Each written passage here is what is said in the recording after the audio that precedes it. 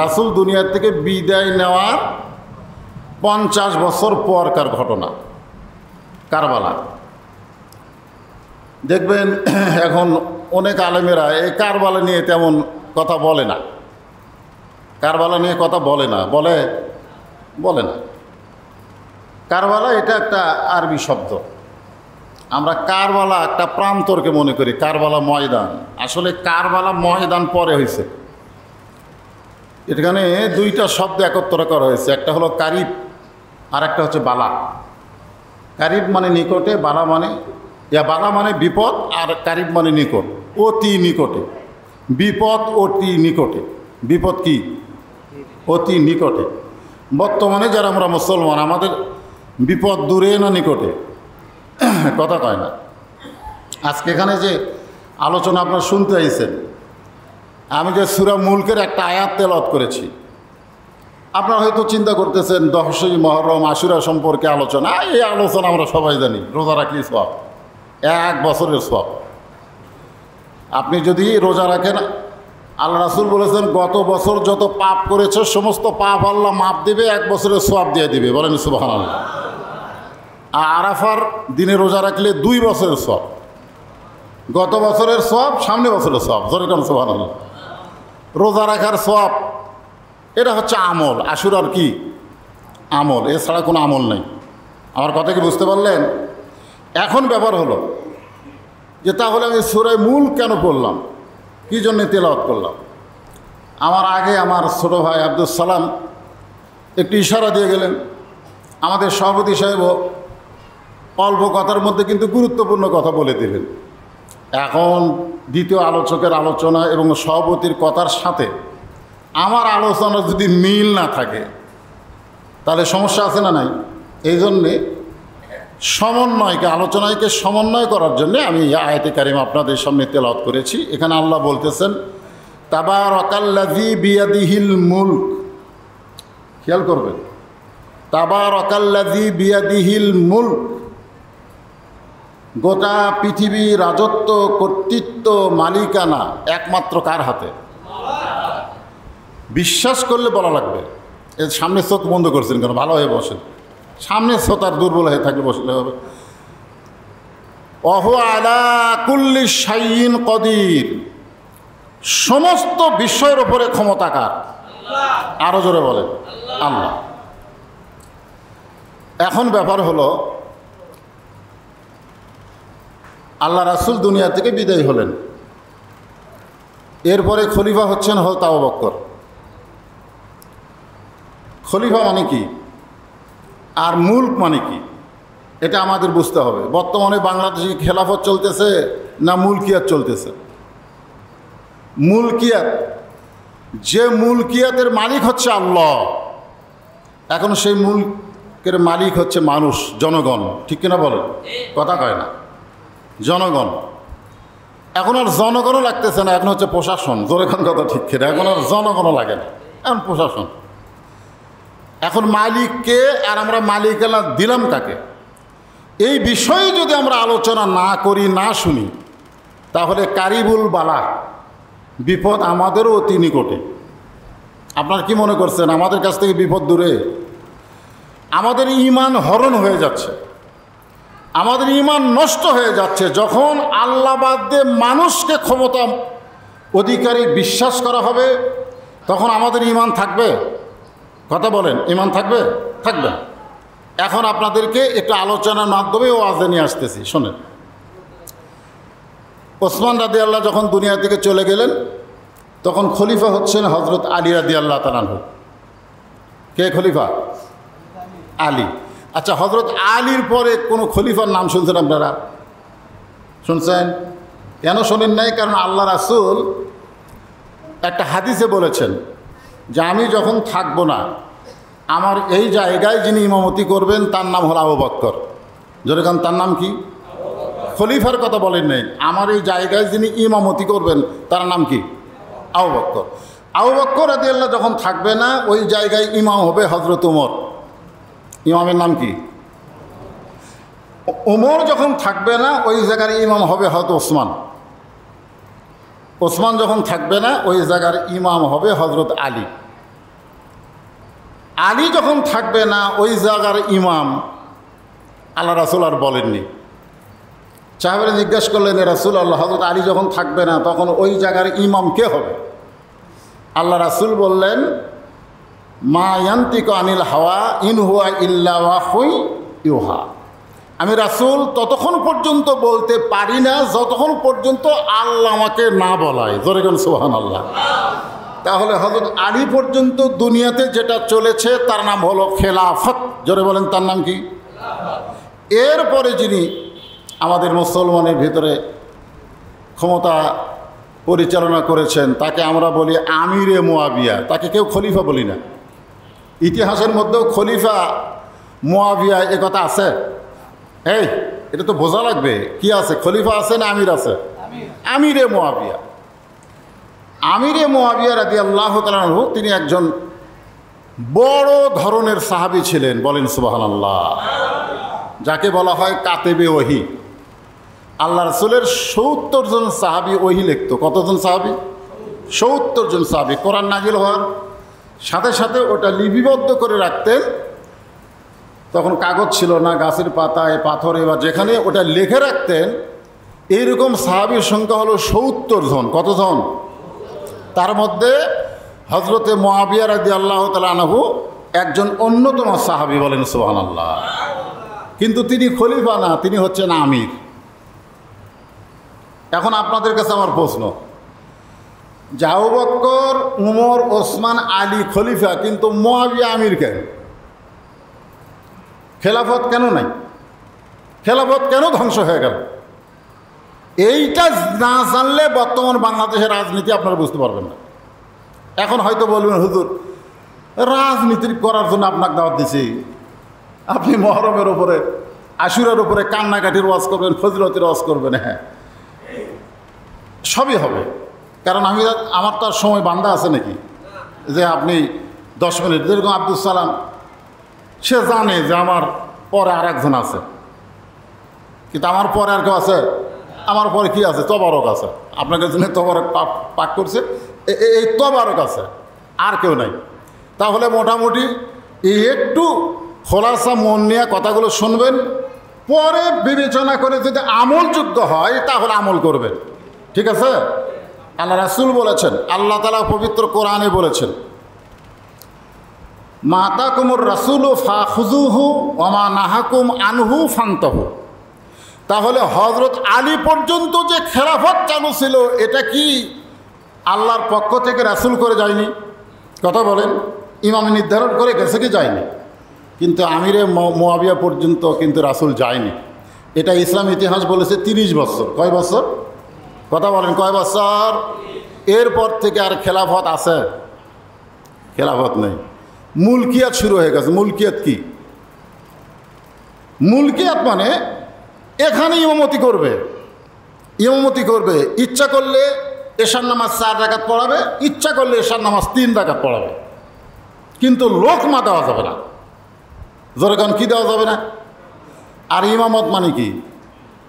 নিজের ইচ্ছা মতো নামাজ হবে না, আল্লাহর হুকুম অনুযায়ী নামাজ হবে। যেরকম ঠিক কিনা?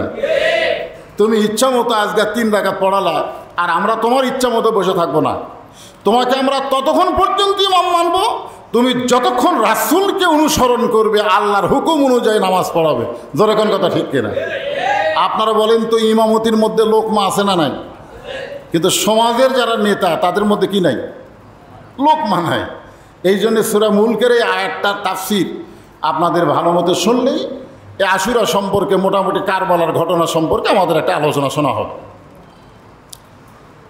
একটা সমস্যা হলো, আবু বকর রাদিয়াল্লাহু কিন্তু উপযুক্ত সন্তান ছিল, কিন্তু তিনি খলিফা নির্বাচন করেননি। করছে? তার কিন্তু উপযুক্ত সন্তান ছিল আব্দুর রহমান ইবনে আবু বকর। যে আমি মরে যাচ্ছি, আব্দুর রহমান তুমি আমার চেয়ারে বসো।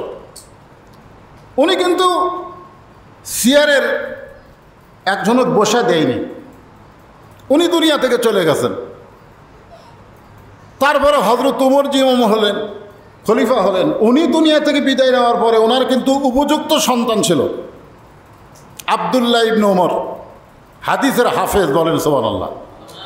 হয়তো ওমর ইচ্ছা করলে কিন্তু আব্দুল্লাহ ইবনে ওমরকে ওই চেয়ারে বসায় দিয়ে যেতে পারতেন, ঠিক কিনা বলেন, কথা কন। আচ্ছা, আব্দুল্লাহ ইবনে হযরত ওমর দুনিয়া থেকে বিদায় নেওয়ার পরে যিনি খলিফা তার নাম কি? ওসমান গনি। তিনিও কিন্তু কাউকে দুনিয়া থেকে যাওয়ার সময় চেয়ারে বসায়নি। হয়তো আলী রাদিয়াল্লাহু দুনিয়া থেকে বিদায় নেওয়ার সময় বা বিদায় নেওয়ার আগে যে আমি চলে যাওয়ার পরে আমার দায়িত্ব আমার সন্তান হাসান হোসেন পালন করবে, এটা কিন্তু করেনি। কিন্তু হযরতে মুআবিয়া রাদিয়াল্লাহু তাআলা আনহু তিনি ক্ষমতায় থাকতেই তার সন্তান ইয়াজিদকে ক্ষমতায় বসানোর একটা ব্যবস্থা করলেন। একটা কি করলেন? কিছু কিছু সাহাবী অবশ্য, কিছু কিছু মুসলমানও অবশ্য মুআবিয়াকে বলেছিল আপনি নিজেই একজনকে বসে থেকে যান, তাহলে আর কোনো জ্ঞানজাম হবে না। বাংলাদেশের ভোট একটা জ্ঞানজাম, জোরে কোন কথা ঠিক কিনা? বাংলাদেশের ভোট একটা কি জ্ঞানজাম। হিরো আলমের কাছে যান, জ্ঞানজাম কাক কয়, আপনার বুঝবার পারবেন। এখন আর ভোটই হচ্ছে না, এখন আর ভোট হচ্ছে, নির্বাচন হচ্ছে কিন্তু ভোট হচ্ছে না। কাক নির্বাচন করবে আগে থেকেই হয়ে যাচ্ছে, জোরে কোন কথা ঠিক কিনা? এখন নির্বাচন হচ্ছে কিন্তু ভোট হচ্ছে না। তার মানে কি, চেয়ারে কে বসবে এর আগে থেকেই সিদ্ধান্ত হয়ে গেছে। এই কামটা সর্বপ্রথম করেছে হযরতে মুআবিয়া রাদিয়াল্লাহু তাআলা আনহু। তিনি তার সন্তান ইয়াজিদকে চেয়ারে দিয়ে দিলেন যে আমি মরে যাওয়ার পরে, আমি দুনিয়া থেকে বিদায় যাওয়ার পরে আর কোনো এই ভোটাভুটির দরকার নেই, তুমি চেয়ারে বসো। তুমি কি করো? চেয়ারে বসো, মানে খেলাফত শেষ, খেলাফত শেষ, মুলকিয়াত শুরু হয়ে গেল। আসলে মুলকিয়াতের মালিককে, এই জিনিসটা বুঝতে হবে। বাংলার মুসলমান এই জিনিস বোঝে না, ইচ্ছা মতো সিল মারে না, ইচ্ছা মতো মারা যাবে না। আল্লাহ কোরআনে বলেছেন ইন্নাল্লাহ ইয়ামুরুকুম আন তুআদ্দুল আমানাতি ইলা আহলিহা ওয়া ইয হাকামতুম বাইনান নাস আন তাহকুমু বিল আদল। এটা কি আমার কথা না আল্লাহর কথা? আপনি একজনকে সাক্ষী মারলেন, সিল মারলেন, সেই লোকটা ভালো কাজ করলে আপনি সিল মারলে সওয়াব পাবেন না, এ কথা আপনারে কে কইছে? আপনি একজনকে সিল মারলেন, সেই মানুষটা খারাপ কাজ করলো আর আপনি গুনাহগার হবেন না, এ কথা আপনাকে কে বলেছে? বরং যাকে আপনি নির্বাচিত করলেন সে ভালো করলে সওয়াব পাবেন, খারাপ করলে আপনার আমলনামায় পাপ হবে। আপনি হাসরের ময়দানে যায় দেখবেন গম চোর, কি চোর? রড চোর, সিমেন্ট চোর। তো আপনি তো আল্লাহকে বলবেন আল্লাহ আমি তো জীবনে গম চুরি করিনি, সিমেন্ট চুরি, রড চুরি করিনি, বলে তুমি যে নেতা বানাইছো ওই চুরি করছে। এই ভোট দেওয়ার কারণে তোমার আমলনামায় চোরের একটা অংশ আমি আল্লাহ ঢুকাই দিছি। তো এটা কোরআনের কথা, আমানত, আমানত, খুব খেয়াল করবেন। তো এখন সেই সময় চলতেছিল হজের মৌসুম, ধরে কারণ কী মৌসুম? হজের মৌসুম। আমিরে মুআবিয়া চিন্তা করলো যে এখন হজের মৌসুম, আমি যাই। তিনি সর্বোত্তম মক্কায় না গিয়ে তিনি মদিনায় আসলেন। এই খুব গুরুত্বপূর্ণ কথা। হযরতে মুআবিয়া রাদিয়াল্লাহু তাআলা আনহু তিনি হজের সময় কোথায় গেলেন? মদিনায়, মক্কায় গেলেন না, তিনি মদিনায় গেলেন। উম্মাহাতুল মুমিনিন আমাদের মা হযরত আয়েশা রাদিয়াল্লাহু তাআলা আনহার কাছে। আল্লাহ রাসূলের বিবি আমাদের কে হয়? আমাদের মা হয়। তো হযরতে মুআবিয়া রাদিয়াল্লাহু তাআলা আনহু যখন মদিনায় গেলেন, ওই সময় মদিনায় হযরত হোসেন রাদিয়াল্লাহু ছিল, আব্দুল্লাহ ইবনে ওমর ছিল, আব্দুল্লাহ ইবনে মাসউদ ছিল, এরকম বড় বড় সাহাবী, আব্দুল্লাহ ইবনে জুবাইর ছিল। তারা চিন্তা করলো মুআবিয়া যখন চলে আইছে মদিনায়, আমরা আর মদিনায় থাকবো না, আমরা চলে যাবো মক্কায়। যখন মুআবিয়া মদিনায়, এই বড় বড় সাহাবীগুলো সব চলে গেলেন কোথায়? মক্কায়। কিন্তু একজন রাসূলের বিবি আমাদের মা, তিনি তখন মদিনায়। তা আমিরে মুআবিয়া রাদিয়াল্লাহু তাআলা আনহু মা আয়েশার কাছে গিয়ে বললেন যে আমি দুনিয়া থেকে যাওয়ার আগেই এই জ্ঞানজাম ট্যানজাম না রেখে আমার ছেলে ইয়াজিদকে ক্ষমতায় বসাবার চাই। এ ব্যাপারে আপনার মত কি? মানে কোনো জ্ঞানজাম নাই, খামাকা ভোট দেওয়ার কি দরকার? দরকার আছে ভোট দেওয়ার কি দরকার? একজন দিয়ে দিলে হবে আর কি। তখন মা আয়েশা রাদিয়াল্লাহু তাআলা বললেন না, এ ব্যাপারে এই আমি বলতে পারবো না, বরং এখন যে সমস্ত দামি দামি সাহাবী, বড় বড় সাহাবী যারা দুনিয়াতে আছে, আপনি তাদের সঙ্গে পরামর্শ করেন। তা আমিরে মুআবিয়া বললেন আমি তো মদিনায় আসার পরে খোঁজ না দেখলাম তারা কেউ মদিনায় নাই, তারা তো সব গেছে মক্কায়। কারণ কি? কারণ হলো ওই সময় হযরত মুআবিয়া যখন ইয়াজিদকে ক্ষমতা দিবেন, দেওয়ার মনস্থ করেছেন যে আমি চলে যাওয়ার পরে আমার চেয়ারে বসবে, ওই জায়গাটার নাম কি? দামেস্ক। জোরে কোনো জায়গাটার নাম কি? হ্যাঁ, এগুলো খেয়াল রাখতে হবে। দামেস্ক। তো দামেস্কের লোকেরা মুআবিয়ার কথার সাথে প্রশাসনের ভয়ই হোক আর যেভাবেই হোক তারা রাজি হয়ে গেলেন। রাজি বোঝেন না? রাজি। প্রশাসন কার হাতে? মুআবিয়ার হাতে। প্রশাসন কার হাতে? মুআবিয়ার হাতে। তারা রাজি হয়ে গেলেন। কিন্তু ওই দামেস্কে এবং মদিনা মক্কার মাঝখানে একটা জায়গা আছে, একটা দেশ আছে, তার নাম হলো কুফা। জোরে কান, তার নাম কি? হ্যাঁ, এই কুফা। খুব খেয়াল করবেন। আমাদের বর্তমানে বাংলাদেশের মুসলমান হলো এই কুফার মুসলমানের মতন। কুফার মুসলমান সব খালি চাষটালে গল্প করে যে ভালো মানুষ ছাড়া বাংলাদেশ ভালো হবে না, কিন্তু প্রশাসন দেখলেই যা গল্প করছে ওটা আবার স্বীকার করে না। কেন? না না, আমি কোনো গল্পই করি। আর কান্দের ফেরেশতারা বেকায়দাত পড়া যায় যে কী গল্প করলি, আর প্রশাসনের সামনে কি উত্তর শুরু করলি। আজকে আমাদের অবস্থা এরকম হয়েছে কিনা বলেন? হ্যাঁ, এখনই আপনি একেবারে খুব, কিন্তু যখনই দেখবেন পুলিশ, ওরে বাবা। আপনারা বলেন তো, আমরা ছোটোবেলায় শুনতাম চোরের মন পুলিশ পুলিশ। যারা চোর তারা পুলিশকে ভয় করত, যে কারণ পুলিশরা ধরবে চোরকে। আর বর্তমানে বাংলাদেশে চোরের মন পুলিশ পুলিশ না, ভালো মানুষের মনে পুলিশ পুলিশ। জোরে এখন কথা ঠিক কিনা? চোরেরা সিনা টান করে ঘুরবে, চোরেরা সিনা টান করে ঘুরবে, আর ভালো মানুষেরা সব মদিনা থেকে কোথায় গেছে? কোথায়? তাই না, মক্কায় চলে গেছে। তো এখন মা আয়েশা বলতেছে, তুমি যে নিয়ত করছো তার সাথে আমি একমত না, বরং সাহাবীদের সঙ্গে পরামর্শ করে কাজ করো, কারণ এখন তো তুমি জীবিত আছো, এখনও তো মরো নাই। তখন আমিরে মুআবিয়া রাদিয়াল্লাহু তাআলা কাতিবে ওহি একজন সাহাবী চলে গেলেন মক্কায়। মক্কায় যাওয়ার পরে ওই সব সাহাবীকে তিনি পেয়ে গেলেন। এখানে আমি তিনটা সাহাবীর নাম বলতেছি, খুব খেয়াল করেন। একটা হলো আব্দুল্লাহ ইবনে ওমর। কার বেটা? ওমরের বেটা। একটা হলো আব্দুল্লাহ ইবনে মাসউদ, বিখ্যাত সাহাবী। আর একটা হলো আব্দুল্লাহ ইবনে আব্বাস। নাম শোনেননি? আব্দুল্লাহ ইবনে আব্বাসের নাম শোনেন নাই? আর হোসেন রাদিয়াল্লাহু তাআলা আনহু। তো হোসেন রাদিয়াল্লাহু তাআলা আনহু কথা বলবেন না, কারণ এমন একজন বাপের সন্তান, এমন একটা মায়ের সন্তান, বলেন সুবহানাল্লাহ। আমিরে মুআবিয়ার সামনে কিন্তু তারা সবাই ছিল, কিন্তু হোসেন রাদিয়াল্লাহু কোনো কথা বলেনি। এই কথা না বলার পিছনে কারণ আছে। কারণটা কি? যখন ওই 10 ভাই ইউসুফ আলাইহিস সালামের রক্তমাখা জামা ইয়াকুব আলাইহিস সালামকে দিয়েছিল, আপনার ঘটনা শোনেননি? 10 ভাই যে আমরা বহু চেষ্টা করলাম, আব্বা বাঘের হাত থেকে আমরা ইউসুফকে বাঁচাতে পারলাম না। ইয়াকুব আলাইহিস সালাম এখন ওই জামার দিকে তাকায় আর চিন্তা করে, আমার ইউসুফকে যদি বাঘে ধরতো তাহলে জামা ছিঁড়া যেত। জোরে কোন কথা ঠিক কিনা? জামার কোনো জায়গাতে ছিঁড়া নাই, কিন্তু রক্ত। জামাত কি কথা কয় না, কোনো জায়গাতে ছেঁড়া নাই, জামার মধ্যে কি? ইয়াকুব আলাইহিস সালাম বুঝবার পারছে যে আমার ইউসুফকে নিয়ে এই 10 ভাই, এই 10টা সন্তান কি করতেছে? কথা কয় না, ষড়যন্ত্র করতেছে। জোরে কোন কি করতেছে? কিন্তু জবান বন্ধ, এখন বলা যাবে না। এরা যে ষড়যন্ত্র করছে, বাঘে যে আমার ইউসুফকে খায়নি, এটা কিন্তু ইয়াকুব আলাইহিস সালাম বুঝবার পারছে, কিন্তু জবান খোলে নাই। এখনো যে বাংলাদেশের ষড়যন্ত্র চলতেছে আমরা কিন্তু সবাই বুঝি। জোরে কোন কথা ঠিক কিনা? কিন্তু জবান কি? জায়গা মতো জবান খোলা লাগবে। জায়গা মতো কি?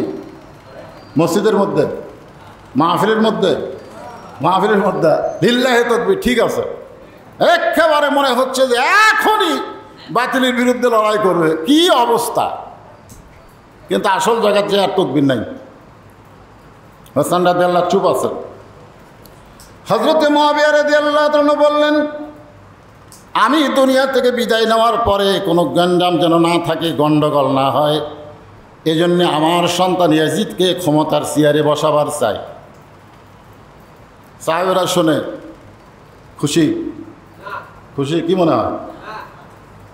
তখন আব্দুল্লাহ ইবনে আব্বাস আর আব্দুল্লাহ ইবনে ওমর, এই দুইজন জলিল কদর সাহাবী বলতেছে যে আমরা আপনাকে 3টা প্রস্তাব দেব, যদি গ্রহণ করেন তাহলে আপনার সাথে আমরা আছি। কয় প্রস্তাব? আজকে বাংলাদেশেও প্রস্তাব, গোল মিটিং, টক শো আছে না নাই? জোরে করা আছে না নাই? কিন্তু তাল গাছ আমার, তাহলে হবে? তাল গাছ আমার এটা বললে হবে?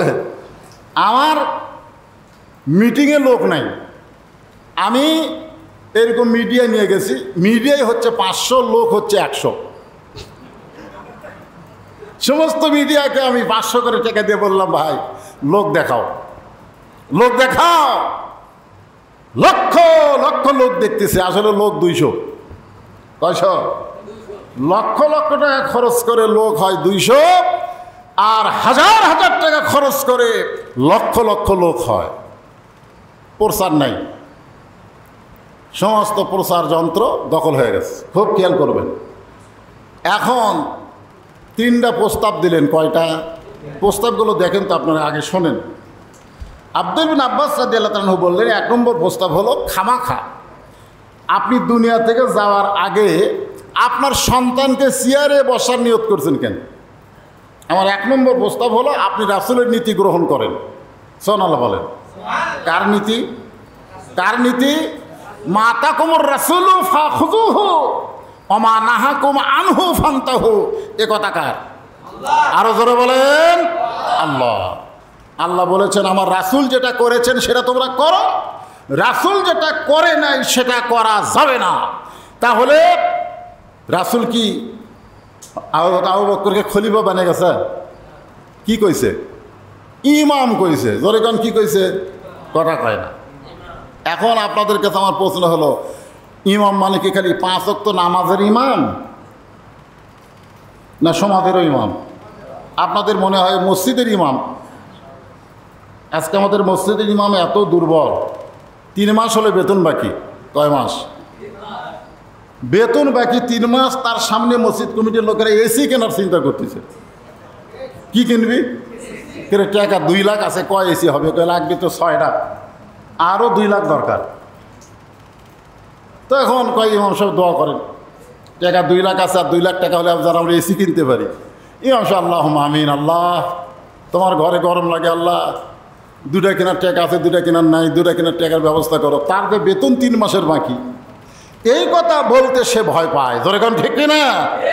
আজকে সমাজের সবচেয়ে দুর্বল মানুষগুলো মসজিদের ইমাম হয়েছে, যার জন্য মেম্বর থেকে অর্ধ পৃথিবী পরিচালনা হয়েছে, সেই মেম্বর থেকে আজকে হকের কথাগুলো ইমামেরা বলতে পারতেছে না, এমনকি নিজের বেতনের কথা বলতে পারতেছে না। সব জিনিসের দাম বাড়ছে, ইমামের দাম বাড়ে না। তোর কোন কথা ঠিক? হ্যাঁ। এখন চিন্তা করেন, আল্লাহ রাসূলের নীতিকে অনুসরণ করেন। আল্লাহ রাসূল তো কাউকে বলে নাই যে আমার পরে মদিনার রাষ্ট্রপতি, মদিনার খলিফা অমুক হবে। রাসূল দুনিয়া থেকে বিদায় নেওয়ার পরে সমস্ত সাহাবে মিলে আবু বকরকে মদিনার খলিফা বানায় দিছে। সুবহানাল্লাহ। এটা হলো 1 নম্বর প্রস্তাব। আমিরে মুআবিয়ার কাছে কয় নম্বর? কার নীতি গ্রহণ করেন? রাসূলের নীতি। আপনারা কথা কন না কেন?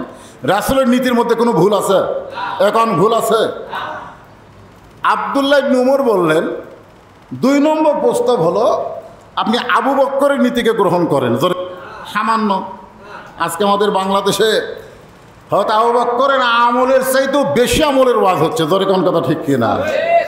আরে এই বাংলাদেশে হচ্ছে তো, নামাজ বেশি পড়ছে, কোরআন বেশি পড়ছে, হজ বেশি করছে। আবু বকর রাদিয়াল্লাহু তো এত কিছু করেনি, অথচ রাসূল কইছে যে আমার সমস্ত উম্মতের আমল যদি এক পাল্লায় দেওয়া হয়, আমার আবু বকরের 1 রাতের আমলের সমান হবে না। জোরে কোন সুবহানাল্লাহ।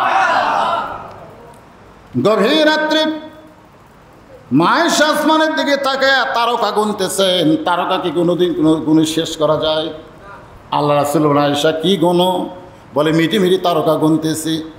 রাসূল বলে, আয়েশা আল্লাহ যদি তোমাকে কিয়ামত পর্যন্ত হায়াত দেয়, আর কিয়ামত পর্যন্ত যদি গণনা করো, আসমানের তারকা গুনে কোনোদিন শেষ করা যাবে না। আপনার তো সুবহানাল্লাহ আসতে বলেন, আয়েশা মা আয়েশার জোরে সুবহানাল্লাহ কইছে। সুবহানাল্লাহ। আল্লাহ রাসূল, আয়েশা যে তারকা গুণে শেষ করা যাবে না, সে তারকার চাইতেও আমার একজন সাহাবীর নেকি বেশি। মা আয়েশা বুঝতে পারলেন সে সাহাবী আর কে হবে? আমার আব্বাই হবে। আমার আব্বাই হবে। তো বললেন আমি বুঝেছি সেই সাহাবী হচ্ছে আমার বাবা হয়তো আবু বকর। আল্লাহ রাসূল বললেন না, তোমার বাপ না, ওই সাহাবী হলো আমার ওই বউ। রাসূলের আর একটা বউ আছিল, নাম হলো হাফসা। নাম কি? এটা হলো হাফসার বাপ, তোমার বাপ না। হাফসা আমাদের মা, হাফসার বাপের নাম কি? হযরত ওমর। মা আয়েশা মন খারাপ করছে যে আমার কোলত মাথা দিয়ে আমার বাপের কথা না কয়, সতীনের বাপের কথা কয়। মেয়ে মানুষের মধ্যে একটা হিংসা আছে না নাই? দরকার আছে না? বেশ করে সতীন টতীন তো বেশি। তো এখন আল্লাহ রাসূল, আয়েশা মন খারাপ করছো, ওমর ফারুকের সারা জীবনের আমল একত্র করে তোমার বাবার এক রাতের আমলের সমান হবে না। সুবহানাল্লাহ। এখন চিন্তা করেন, সেই আবু বকর রাদিয়াল্লাহু নীতি গ্রহণ করেন। এখন আপনাদের কাছে আমার প্রশ্ন হলো, আবু বকর রাদিয়াল্লাহু নীতি কি রাসূলের নীতির বাইরে না একই নীতি? আমাদের তৃতীয় প্রস্তাব হলো, আবু বকর রাদিয়াল্লাহু নীতি যদি আপনার গ্রহণ করতে কষ্ট হয় তাহলে হযরত উমরের নীতি গ্রহণ করেন। জোরে কোন সুবহানাল্লাহ। এই তিনটা প্রস্তাব দিলাম। এই তিনটা প্রস্তাব যদি আপনি গ্রহণ করেন তাহলে আমরা আপনার সাথে একমত, তাছাড়া আমরা দ্বিমত। আমির মুআবিয়া বললেন ঠিক আছে, আমি চিন্তা করি। আমি কি করি? আপনারা বলেন তো, ভালো কাজে চিন্তা করার সুযোগ আছে? ভালো কাজ চিন্তা করবেন না গ্রহণ করবেন? আজকে কিন্তু আমরা চিন্তা করি, আমরা ভোট কাকে দিব, আমরা কার পিছনে থাকব, কোন দল করব, এগুলো নিয়ে আমরা চিন্তা করি। আপনারা বলেন তো, ভালো জিনিস নিয়ে চিন্তা করার সময় আছে? চিন্তা করার সময় হয়তো আপনাকে আল্লাহ নাও দিতে পারে। ভালো পাওয়া মানে গ্রহণ করা। জোরে কোন কথা ঠিক কিনা? এটা হলো কারবালার মহান শিক্ষা। ভালোকে গ্রহণ করার যদিও সামনে বিপদ দেখা যায়, তারপরেও ভালো কি গ্রহণ করতে হবে, যেটা গ্রহণ করেছেন হযরত হুসাইন রাদিয়াল্লাহু তাআলা আনহু। আমির মুআবিয়া কি বললেন? কাতিবে ওহী একজন সাহাবী বললেন ঠিক আছে, আমি চিন্তা করি। তিনি চলে আসলেন, হজ শেষ করে দামেস্কে আসার পরে ওই সাহাবেদের প্রস্তাবকে তিনি গ্রহণ করলেন না। তিনি সামান্য কিছুদিন তারপরে দুনিয়াতে ছিলেন। দুনিয়া থেকে হযরত মুআবিয়া রাদিয়াল্লাহু বিদায় হওয়ার পরে চেয়ারে বসলেন কে? সবাই আর কয় না, ইয়াজিদ। আজকে বাংলাদেশে হযরত ইয়াজিদ তো কয়। কি ইয়াজিদ? হযরত ইয়াজিদ কয়, কেউ রহমতুল্লাহ আলাইহি কয়। এই শালা আহলে হাদিসের একটা দাবিদার আছে না নাই? ধরে কোন আছে না নাই? এরা দেখবেন এই মুহররমের আশুরা লিয়া খালি ইয়াজিদ ইয়াজিদ। আজকে এখানে শোনেন, খুব খেয়াল করবেন, যে মুআবিয়া রাদিয়াল্লাহু তাআলা আনহুর কথা বললাম এতক্ষণ, আপনার বলেন তো তার বাপের নাম কি?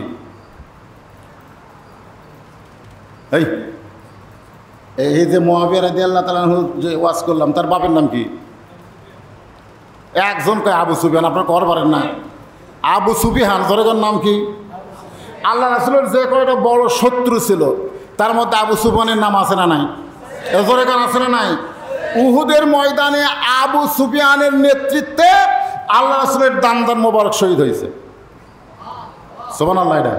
এটা সুবহানাল্লাহ। দান মোবারক শহীদ হওয়া সুবহানাল্লাহ না ইন্না লিল্লাহ? হ্যাঁ।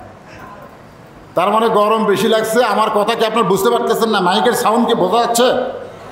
জোরে কোন? বোঝা যাচ্ছে না। তাছাড়া এত দামি কথা বলতেছি, আপনারা হুঁকারি দিচ্ছেন না। তার মানে যে বাড়ি খাচ্ছে বোঝাচ্ছে। মাইক বলা ভাই, আপনাকে কি বললাম? সাউন্ড ক্লিয়ার করেন। অত্যন্ত গুরুত্বপূর্ণ। কারিবুল বালা, কার বালা? বিপদ অতি নিকটে, আমাদেরও বিপদ নিকটে। আজকে ফজরের আজান শুনে মসজিদে মুসল্লি না আসুক, তারপরে মুয়াজ্জিন আজান দিচ্ছে, ঠিক কিনা বলেন? মুয়াজ্জিন তো আজান দিবার পারতেছে। এইভাবে যদি সমাজ চলে, কিছুদিন পরে দেখবেন যারা নামাজ পড়ে না তারা আজান বন্ধ করে দিবে, যে তোর আজানে আমাদের ঘুমের ক্ষতি হয়।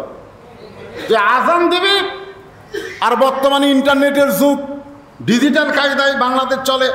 এই সময় আজান লাগবে কে রে? প্রত্যেকের ঘরে ঘরে ঘড়ি, মোবাইল আছে। জোরে কোন ঠিক কিনা? নামাজ পড়ার মন চাই, ঘড়ি থেকে মসজিদে আসবে, তোর আজান শুনে আমাদের ঘুমের ক্ষতি হয়। কারিবুল বালা, বিপদ অতি নিকটে।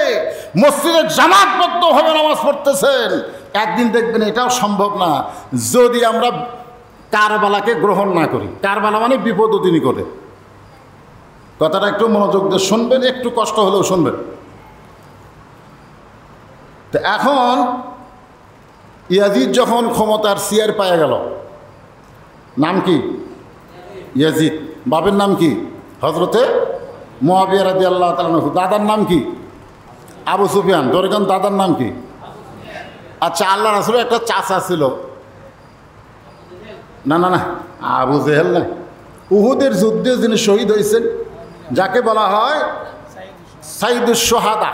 সাইদুস সোহাদা, সমস্ত শহীদদের সর্দার আমির হামজার কলজা যিনি চাবাইছে, তার নাম কি? এ হিন্দা মুআবিয়ার কে হয়? না না জানা বলে,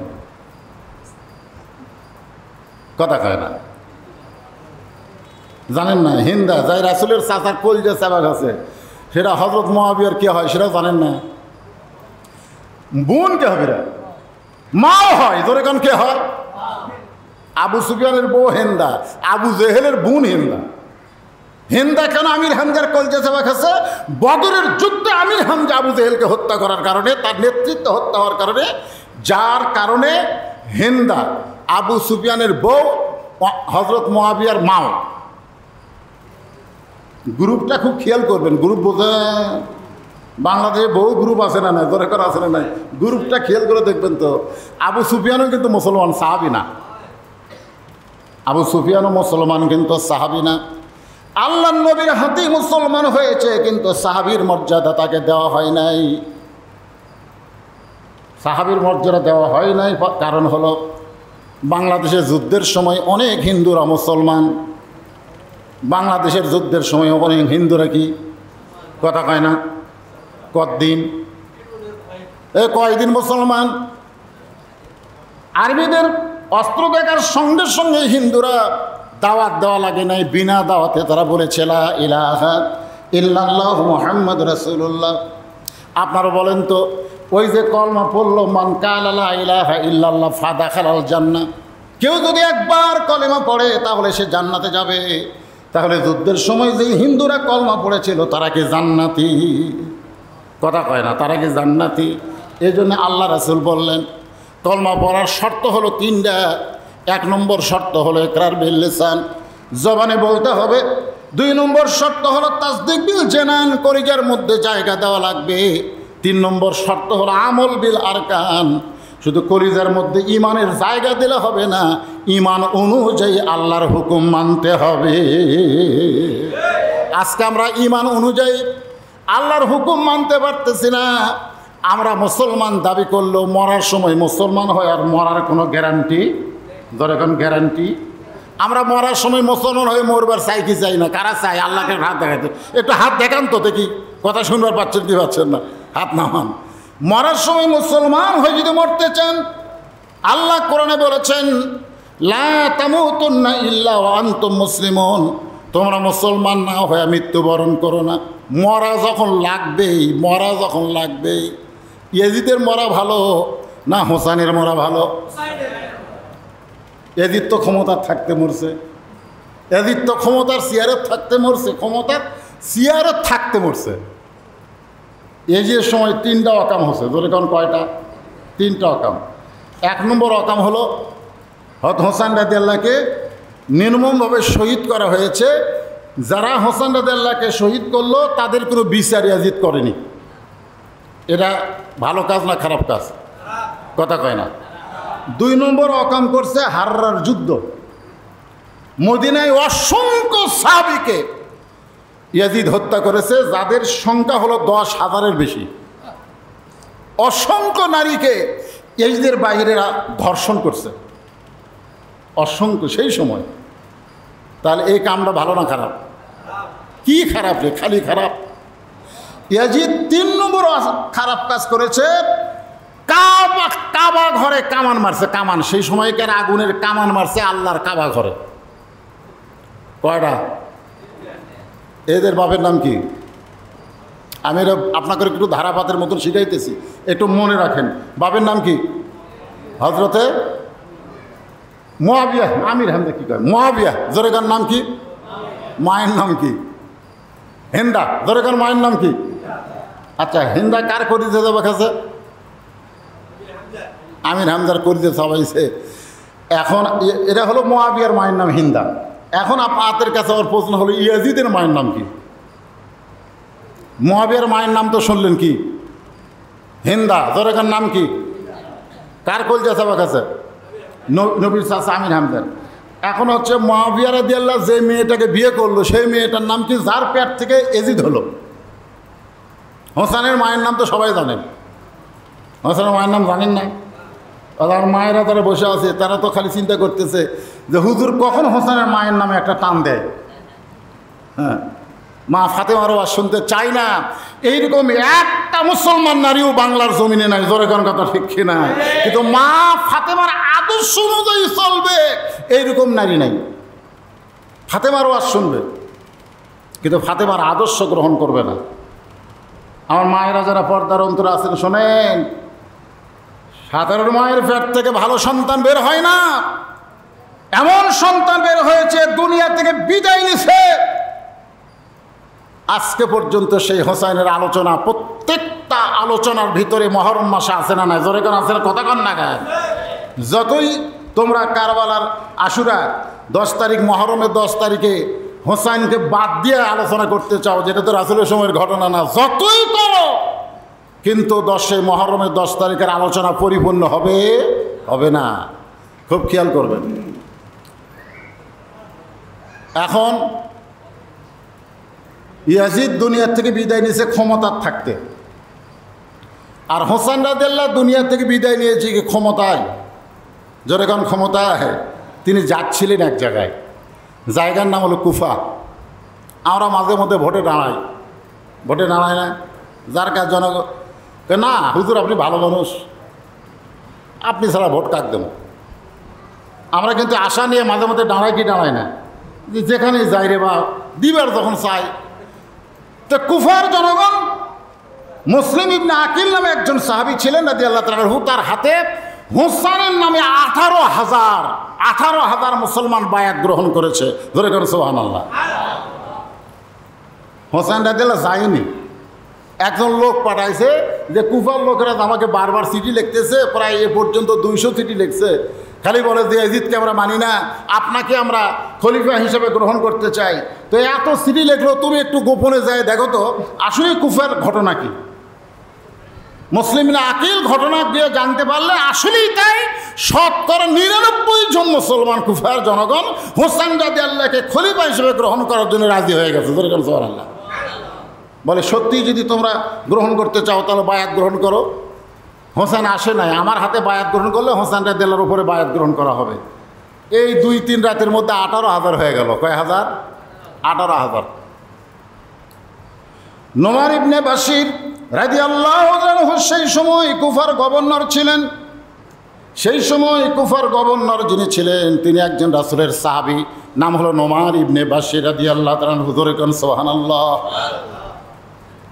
ইয়াজিদের কাছে খবর দেওয়া হলো যে মদিনা থেকে একজন সাহাবী মুসলিম আকিল তিনি এসে কুফার জনগণকে হোসেনের হাতে বায়াত পড়াইতেছে কুফার গভর্নরকে তার পদ থেকে নামায়া দিয়া ওই জায়গায় এমন একজন মানুষকে গভর্নর বানালেন যার নাম হলো জিয়াদ জোরে কোন যার নাম কি হ্যাঁ যার নাম জিহাদ না জিয়াদ উনি হলেন কুফার গভর্নর মুসলিম আকিলকে হত্যা করা হলো রাস্তার মধ্যে তিনি হোসেন রাদিয়াল্লাহুকে চিঠি লিখেছিলেন যে কুফার জনগণ মুখের সাথে অন্তরের মিল নাই আমরা বাংলাদেশের জনগণের কথায় বহুবার সামনে যায় পিছন দিকে তাকে দেখে একজনও নাই যেরকম কথা ঠিক কিনা কথা হয় তো কুফার মুসলমান ঠিক ওই রকম আপনি আসেন না তখনকার দিন তো আর এইরকম মোবাইল ছিল না ভাই চিঠি হোসেন রাদিয়াল্লাহুর কাছে আসার আগে তিনি 72 জন জনগণ কয়জন 72 জন সদস্য নিয়ে তার মধ্যে 40 জন হলো পুরুষ মানুষ 40 জন পুরুষ মানুষ আর বাকি 32 জন হলো নারী এবং শিশু এই সর্বমোট কয়জন আপনারা বলেন তো যুদ্ধ করার জন্য কি 72 জন মানুষ যায় না হাজার হাজার যায়? এখানে আমাদের খেয়াল করা লাগবে। মাত্র 72 জন মানুষকে নিয়ে হোসেন রাদিয়াল্লাহু কুফার দিকে রওনা দিলেন। এদিকে মুসলিম আকিলকে হত্যা করা হলো। তার এলাকা সিটি হোসেন রাদিয়াল্লাহর কাছে পৌঁছার আগেই তিনি কারবালা প্রান্তরে পৌঁছে গেলেন। এমন সময় জিয়াদের নেতৃত্বে হোসেন রাদিয়াল্লাহকে আটকানো হলো। ইয়াজিদের কাছে প্রস্তাব পাঠানো হলো, হোসাইন যদি কুফায় যায়, কুফায় এখনও কতকগুলো সাহাবী আছে যারা আল্লাহর নবীকে অত্যন্ত ভালোবাসে, আর তারা জানে আল্লাহর নবী তার জীবনের চাইতো হোসাইন এবং হাসানকে বেশি ভালোবাসে। ধরে কোন সুবহানাল্লাহ। আল্লাহ রাসূল একদিন ফাতেমাকে বললেন, ফাতেমা, এই দুনিয়া থেকে আমি নবী বিদায় নেওয়ার পরে সবচাইতে বেশি কষ্ট পাবে কে? ও ফাতেমা, তুমি কি বলতে পারো আমি তোমার বাবা দুনিয়া থেকে বিদায় নেওয়ার পরে সবচাইতে বেশি কষ্ট কে পাবে? ফাতেমা বললেন, বাবা, আমার বিশ্বাস আপনি দুনিয়া থেকে বিদায় নেওয়ার পরে সবচাইতে বেশি কষ্ট আমি ফাতেমা পাবো। আল্লাহ নবী বললেন, ফাতেমা, তুমি তোমাকে জানো বলে তোমার কথা বলেছ, কিন্তু আমি একটা সত্যি কথা তোমাকে বলি, শোনো, আমি দুনিয়া থেকে বিদায় নেওয়ার পরে আমার সমস্ত সাহাবীরা মিলে এবং তুমি মিলে যে কষ্ট পাবে তার চাইতে বেশি কষ্ট পাবে আমার হাসান হোসাইন। সবচাইতে বেশি কষ্ট কে পাবে? তার নাম কি? আচ্ছা, হাসান হোসেন যদি বেশি কষ্ট পায়, তাহলে আল্লাহর নবী যারা হোসেনের বিরুদ্ধে ইয়াজিদের পক্ষে, নবী মনে হয় তাদের উপর খুশি। ইয়াজিদি শাসনের পক্ষে যারা, ইয়াজিদের পক্ষে না। এখন তো বাংলাদেশে ইয়াজিদ নেই। বাংলা ইয়াজিদ আছে? কথা কয় না। ইয়াজিদ, আবু জেহেল এগুলো তো বাংলাদেশে নাই, এগুলোর নাম নাই, কিন্তু এগুলোর কাম আছে না নাই? জোরে করে আছে না নাই? এই জন্য আল্লাহ বলতেছেন সমস্ত ক্ষমতার মালিককে আল্লাহ তাবারাকাল্লাযী বিয়াদিহিল মুলক। যে আয়াতকে নিয়ে আপনাদের সামনে আলোচনা করতেছি, অথচ আল্লাহ কোরআনে বললেন, ওয়াইয ক্বালা রাব্বুকা লিল মালাইকাতি ইন্নী জাইলুন ফিল আরদি খলিফা। আমি দুনিয়াতে খলিফা প্রেরণ করব, আমি আল্লাহ হব মালিক, আর দুনিয়াতে যারা যাবে তারা হবে খলিফা। শুধুমাত্র খেলাফতকে কায়েম করার জন্যে হোসেন রাদিয়াল্লাহু মদিনা থেকে কুফার দিকে রওনা দিয়েছিলেন। তিনি বাদশাহী করার জন্যে না, খলিফা হওয়ার জন্যে, তার নানার ইসলামকে এই দুনিয়াতে চালু রাখার জন্যে হোসেন রাদিয়াল্লাহু রওনা দিয়েছিলেন। কোনো যুদ্ধ করার জন্যে না, কোনো গণ্ডগোল করার জন্যে। তোরে কোনো কথা ঠিক কিনা? গণ্ডগোল করার নিয়ত থাকলে বুঝে শোনা রওনা দিতেন, সৈন্য সামন্ত নিয়ে রওনা দিতেন। কিন্তু পরিবারকে নিয়ে মাত্র 72 জন মানুষের একটা কাফেলা কারবালা প্রান্তরে গিয়ে তাকে থামানো হলো। তাকে আর সামনে যাওয়ার দেওয়া হচ্ছে না। তিনি লক্ষ্য করে দেখলেন আশেপাশে হাজার হাজার মানুষ অস্ত্র নিয়ে। তিনি চমকে জিয়াদকে বললেন, আমাকে এভাবে আটকে দিয়ে আশেপাশে অস্ত্র নিয়ে দাঁড়ানোর কারণ কি? তিনি 3টা প্রস্তাব দিলেন। 1 নম্বর প্রস্তাব হলো, আমি মদিনাতে ফেরত যাবার চাই, আমি কোনো গণ্ডগোল করবার চাই না, আমি মদিনাতে ফেরত যাবার চাই। যে কাফেলা নিয়ে কুফার দিকে রওনা দিছিলাম, আমি কুফার মুসলমানের চিঠি পায়া পায়া আমি রওনা দিছিলাম, কিন্তু এখন যখন দেখতেছি দরকার নাই, তাহলে এই পরিবারের সবাইকে নিয়ে আমি কোথায় যাবার চাই? মদিনায় যাবার চাই। আপনারা বলেন কোনো গণ্ডগোল আছে? এজন্য এখন কোনো গণ্ডগোল আছে? আমার 2 নম্বর প্রস্তাব হলো, আমি হোসাইন ইয়াজিদের কাছে যাবার চাই। আমি হোসাইন কোথায় যাবার চাই? ইয়াজিদের কাছে যাবার চাই। আমার 3 নম্বর প্রস্তাব হলো, আল্লাহর নবীর দেখানো পথ অনুসারে কেউ যদি খেলাফতকে গ্রহণ করে, আমি তাকে গ্রহণ করতে চাই। আপনারা বলেন এই 3টা প্রস্তাবের মধ্যে খারাপ প্রস্তাব আছে? 1 নম্বর কি? তা আমি আছি, আবার ফিরে যাবার চাই মদিনায়। 2 নম্বর, আইসি যখন, 2য় প্রস্তাব হলো ইয়াজিদের কাছে যাব। যখন কার কাছে যাব? ইয়াজিদের কাছে যাব। আর 3য় প্রস্তাব হলো, আল্লাহ রাসূলের প্রদর্শিত পথে কেউ যদি খলিফা হয়, আমি তার হাতে বায়াত হব। আমার নিজের চেয়ারে বসার কোনো দরকার? আল্লাহর ইসলাম চলুক। আপনারা বলেন এত সুন্দর প্রস্তাব দেওয়ার পরেও এরা হোসেন রাদিয়াল্লাহকে ছাড়ে নাই। হোসেন রাদিয়াল্লাহকে ছাড়ছে? কেন ছাড়লো না? সবাই মুসলমান, সবাই মুসলমান, কিন্তু কেন ছাড়েনি? এখানে আমাদের প্রশ্ন, কেন গ্রেফতার? কেন? শাকিব খানের মতন লুচ্চা, বিয়া ছাড়াই বাচ্চা হয়, 4-5 বছর পরে বাচ্চার পরিচয় হয়, ধরে কোন ঠিক কিনা? আর আলিম বউলে ধরা পড়লে তাই কাবিন আছে, কাবিন আছে, তাই কাবিন তো নাই। এখন চিন্তা করেন বাংলাদেশের কোনো আলিম বউলিয়া ঘুরলে কাবিনলে ঘুরবি, কিন্তু ঘোরা লাগবে তো।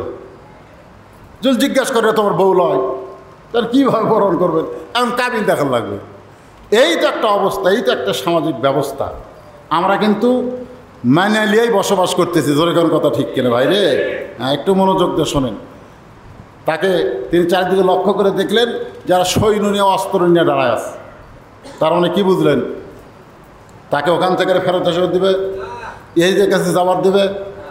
রাসূলের পথ অনুযায়ী কেউ ক্ষমতায় চেয়ারে বসুক, আল্লাহর হুকুম অনুযায়ী সেটা তারা মানবে। তাকে হত্যা করার জন্য চেষ্টা করা হলো। সবচাইতে করুণ ঘটনা হলো আলী আসগর, ছোট্ট একটা বাচ্চাকে, ফোরাত কুলের পানি শিয়াল খায়, কুকুর খায়, পশু পক্ষী সবাই ফোরাতের নদীর পানি পান করে, আর আলী আসগর একটা বাচ্চাকে পানি পান করাতে গেছে। সবচাইতে আমি কারবালার ঘটনা পড়তে গিয়ে, এই আলী আসগরের ঘটনা পড়তে গিয়ে আমি অস্থির হয়ে যাই। ছোট্ট একটা বাচ্চা, মায়ের স্তনের দুধ নাই, দুধ শুকে গেছে, মায়ের স্তনের দুধ নাই, দুধ শুকে গেছে। এখন হোসেন রেজালার বিবির নাম তো আপনারা সকলেই জানেন। বিবির নাম কি? এই ভাই আমার বলতেছে, তাও জোরে বলতেছে না। বিবির নাম হলো শাহের বানু। জোরে কারণ বিবির নাম কি? শাহের বানুর বাপের নাম কি? এগুলা জানা লাগবে তো। ইতিহাস না জানলে আপনি কোন ইতিহাসের মানুষ সেটা তো আপনি বুঝতে পারবেন না। আমাদের ইতিহাস ঐতিহ্য আমরা ভুলে গেছি। তো ওই শাহের বানুর পেট থেকে যে বাচ্চা হয়েছে নাম আলী আসগর। জোরে কারণ নাম কি? ছোট বাচ্চা, স্তনের দুগ্ধ পান করবে, মা পানি পান করে না, মায়ের স্তনের দুধ নেই। তো বলে আমাদের উপরে না হয় এজিদের শত্রুতা হতে পারে, জিয়াদের শত্রুতা হতে পারে, কিন্তু আমার আলী আসগর উপরে কোনো শত্রুতা নাই, যাও পানি পান করে নিয়ে আস। হোসেন রাদিয়াল্লাহু এক হাঁটু পানি পরিমাণ নামলেন, চিৎকার করে বললেন তোমাদের সকলের হাতে অস্ত্র, আমার হাতে কোনো অস্ত্র নাই।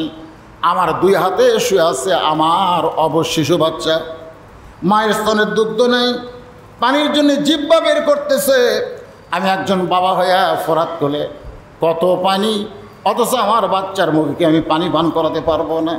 এই কথা বলে সামান্য পানি যখন হাতের চলে নিয়ে আলী আসগরকে মুখের মধ্যে দিবেন, ছোট্ট বাচ্চা আলী আসগর যখন পানি পান করার জন্য মুখটা ফাঁক করেছে, এমন সময় সৈন্যর একটা তীর এসে আলী আসগরের বুকের মধ্যে ঢুকে গেল।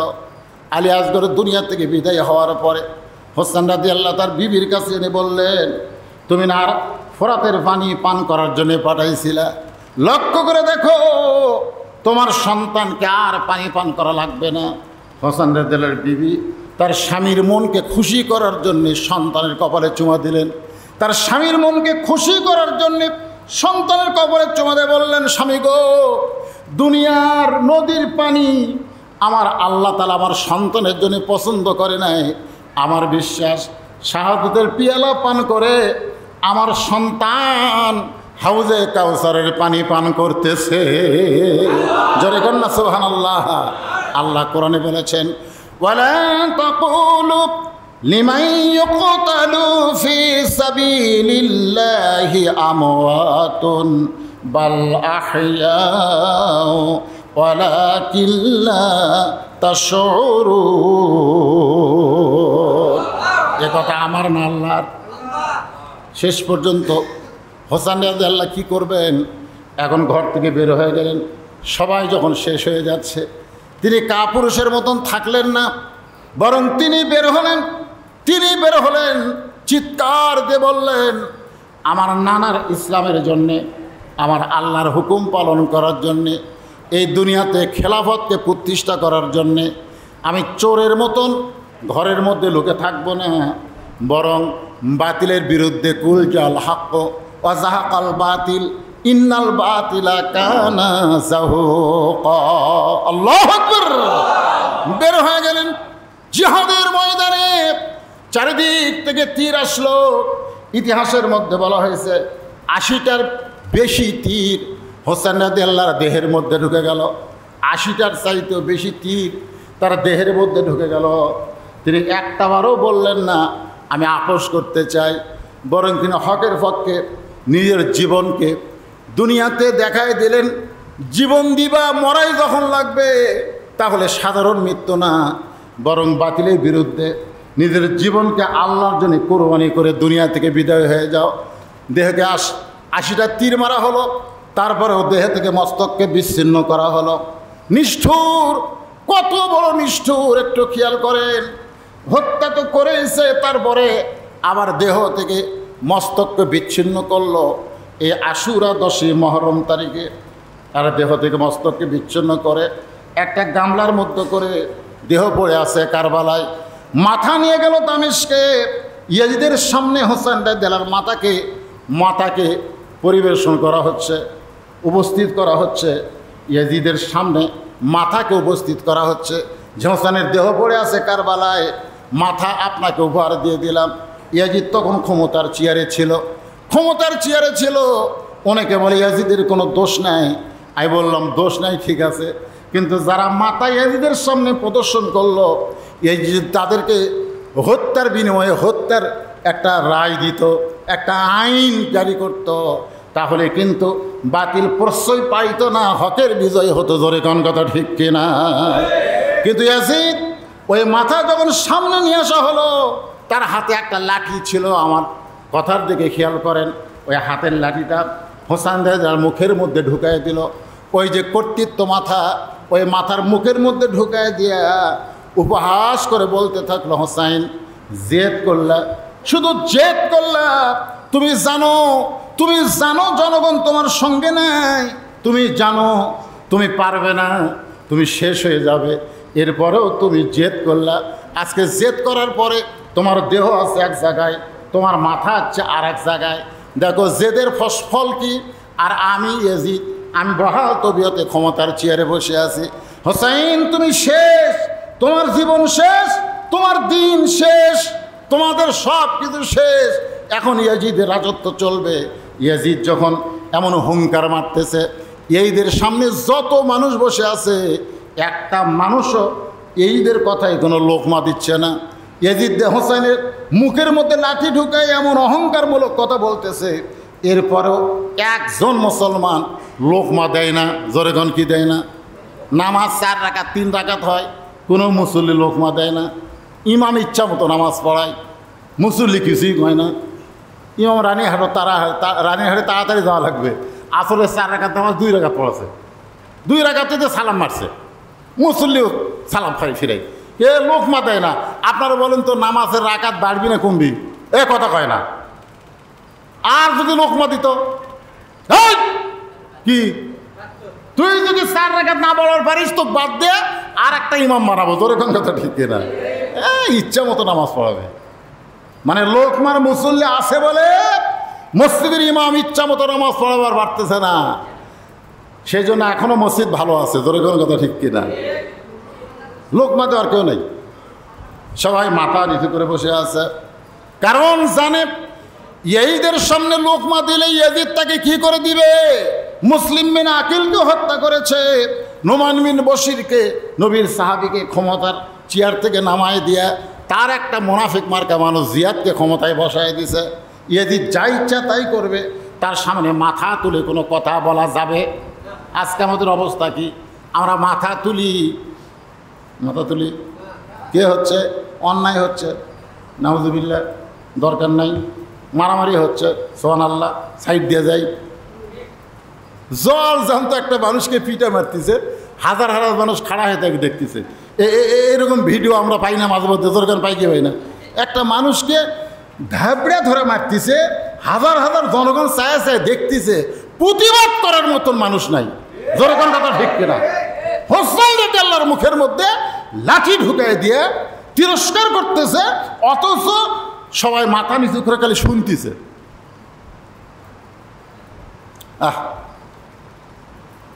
আশুরা 10ই মুহররম, এমন সময় লাঠিতে ভর দিয়ে ঠিক মতো দাঁড়াবার পারে না, তারপরেও লাঠিতে ভর দিয়া একজন সাহাবী দাঁড়ায়া গেলে। সুবহানাল্লাহ। লোকমা দেওয়ার মানুষ আছে না নাই? কিন্তু সবল না দুর্বল? কথা কয় না। আপনাদের মসজিদে চেয়ারে বসে যায় নামাজ পড়ে, বা মোড়ার উপর বসে একজন নামাজ পড়লো, আপনারা বলেন সবল না দুর্বল? আপনারা দুর্বল মানুষ বসে থাকবে, কিন্তু ওই সাহাবী দুর্বল হওয়ার পরেও লাঠিতে ভর দিয়ে দাঁড়ায় গেলেন। আমি বললাম মসজিদ বসার জায়গা না, মসজিদ হলো দাঁড়ানোর জায়গা। কুমু লিল্লাহি কানিতিন। আল্লাহ বলেছেন নামাজ যদি শুরু করবার চাও, আমি আল্লাহর যদি আনুগত্য করতে চাও, তাহলে দাঁড়ায়া তোমাকে শুরু করা লাগবে। সোনাল বলেন, বসা যাবে না। আপনি যে চেয়ারে বসলেন, আপনি কি বাড়ির থেকে আপনাকে শান করে নিয়ে এসে বসাছে, না আপনি হেঁটে হেঁটে এসে বসলেন? কথা কয় না। যে ভাইটা আমার মোড়ার উপর বসতে নামাজ পড়লেন, ওনার কি ওনার ছেলেরা শান করে এসে বসে থসে, না উনি হেঁটে হেঁটে এসে বসলেন? তাহলে হেঁটে হেঁটে যেই লোকটা এসে বসে, ওর নামাজ কোনো দিনই হবে না। কেন? যে হাঁটতারই পরে তার বসা কি? ওই কি ঘুষা ঘুষাচ্ছে না খাড়ায় হেঁটে যাচ্ছে? ওই রানীহাট বাজারে 10 কেজি ব্যাগ লে গোটাল বাজার ঘরে, এই গ্রামের নাম হচ্ছে বয়রা দিকে আসতে ভ্যান নেয় না, হেঁটে হেঁটে আসে। কিন্তু মসজিদের ভিতরে ঢুকাই, ওর সাইডে দুর্বল কেউ নাই। অথচ আল্লাহ বলেছে কম দাঁড়াও লিল্লাহি। নামাজ কার জন্যে? জোরে বলেন না কার জন্যে? আল্লাহর জন্য দাঁড়াও। কানিতিন, আনুগত্য নিয়ে দাঁড়াও। দাঁড়াবার যদি না পারো, তাহলে মোড়ার উপর না, মাটিত বসো। কোথাত বসো? কথা কয় না। কোথাত বসো? চেয়ারে না, মোড়ায় না, মাটিত বসো। এখন যদি বলেন হুজুর বসবারও পারি না, তো শুয়ে যাও। কথা কয় না, শুতে যাও। কথা বুঝলেন না? কিন্তু চেয়ারত কথা কয় না। এটা কি আমার কথা না আল্লাহর কথায়? কথা কার? আমার আল্লাহর কোরআন থেকে বললাম। একটু মনোযোগ দিয়ে কথাগুলো শোনেন।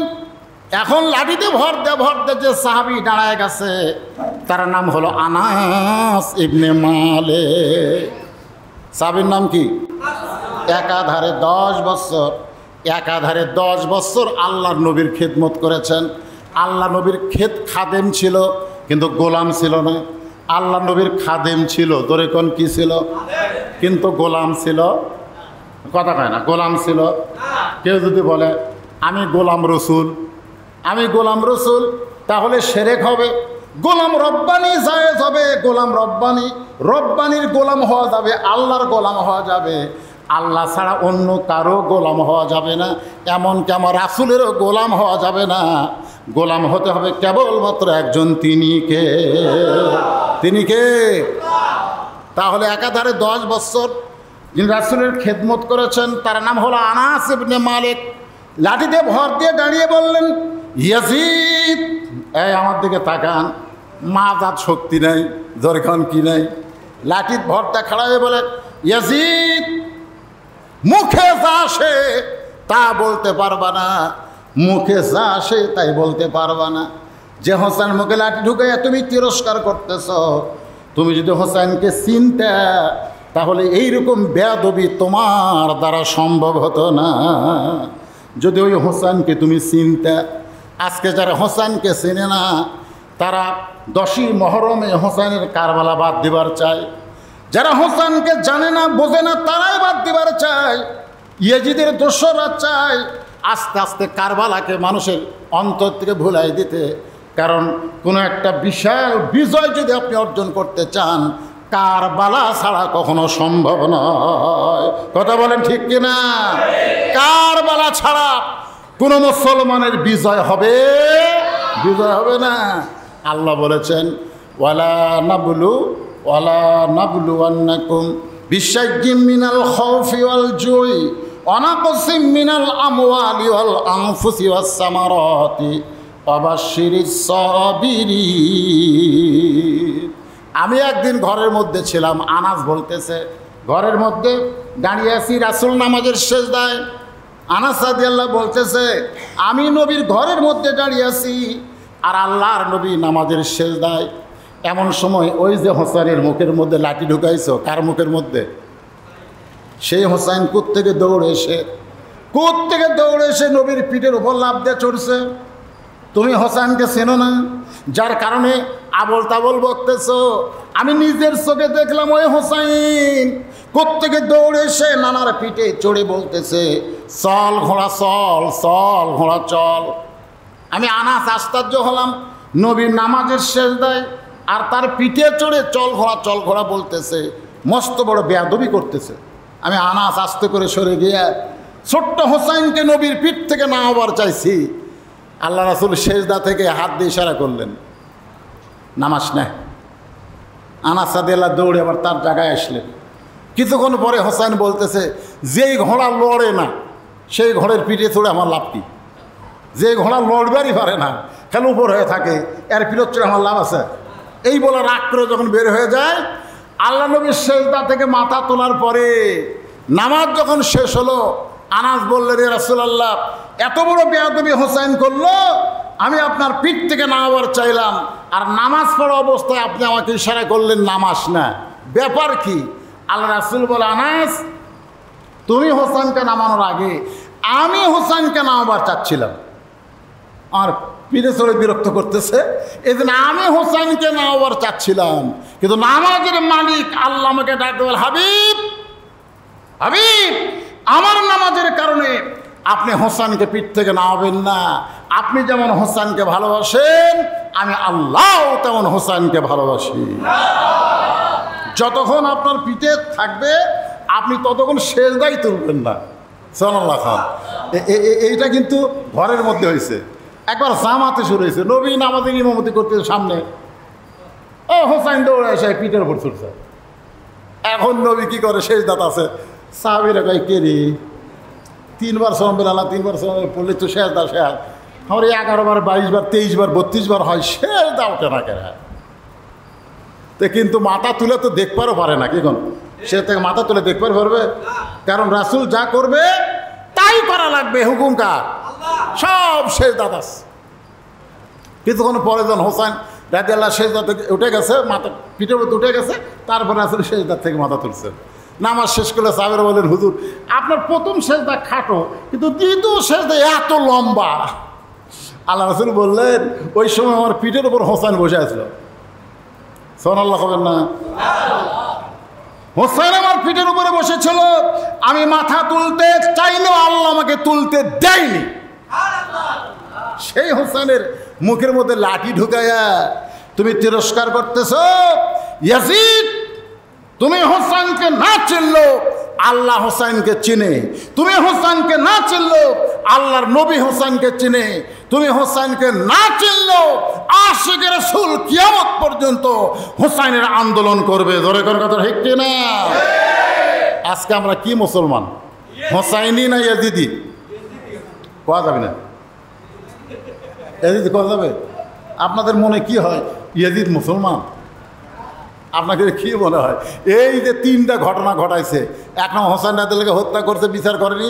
2 নম্বর হাররার যুদ্ধ, মদিনার 10,000 সাহাবীকে হত্যা করছে, মেয়েদেরকে ধর্ষণ করছে তার সৈন্যরা, তার কোনো বিচার হয়নি। 3 নম্বর খারাপ কাম হলো কাবা ঘরত কামান মারছে, এরপরেও মুসলমান। তো ইয়াজিদি মুসলমান তো আমাদের দেশও তো আছে। তো এখন কারিবুল বালা মানে কি? কারবালা কি? আশুরার শিক্ষা কি? যে বিপদ অতি নিকটে, আর এই নিকটতম বিপদে আমরা কি ইয়াজিদের দলে যাব বাঁচার জন্যে, না হোসেনের দলে যাব শহীদ হওয়ার জন্যে? যদি হোসেনের দলে যাবার নিয়ত করি, কোনো বাতিল আমাদের কাছে আসতে পারবে না। ধরে এখন কথা ঠিক কিনা? আর ইয়াজিদের মতন থাকি, দেখ বাঁচি পারে, কিসের বিপদ? দরকার নেই, বাঁচি। যতই চেষ্টা করি আমি আমার জীবনকে বাঁচাবার পারবো না। পারবো?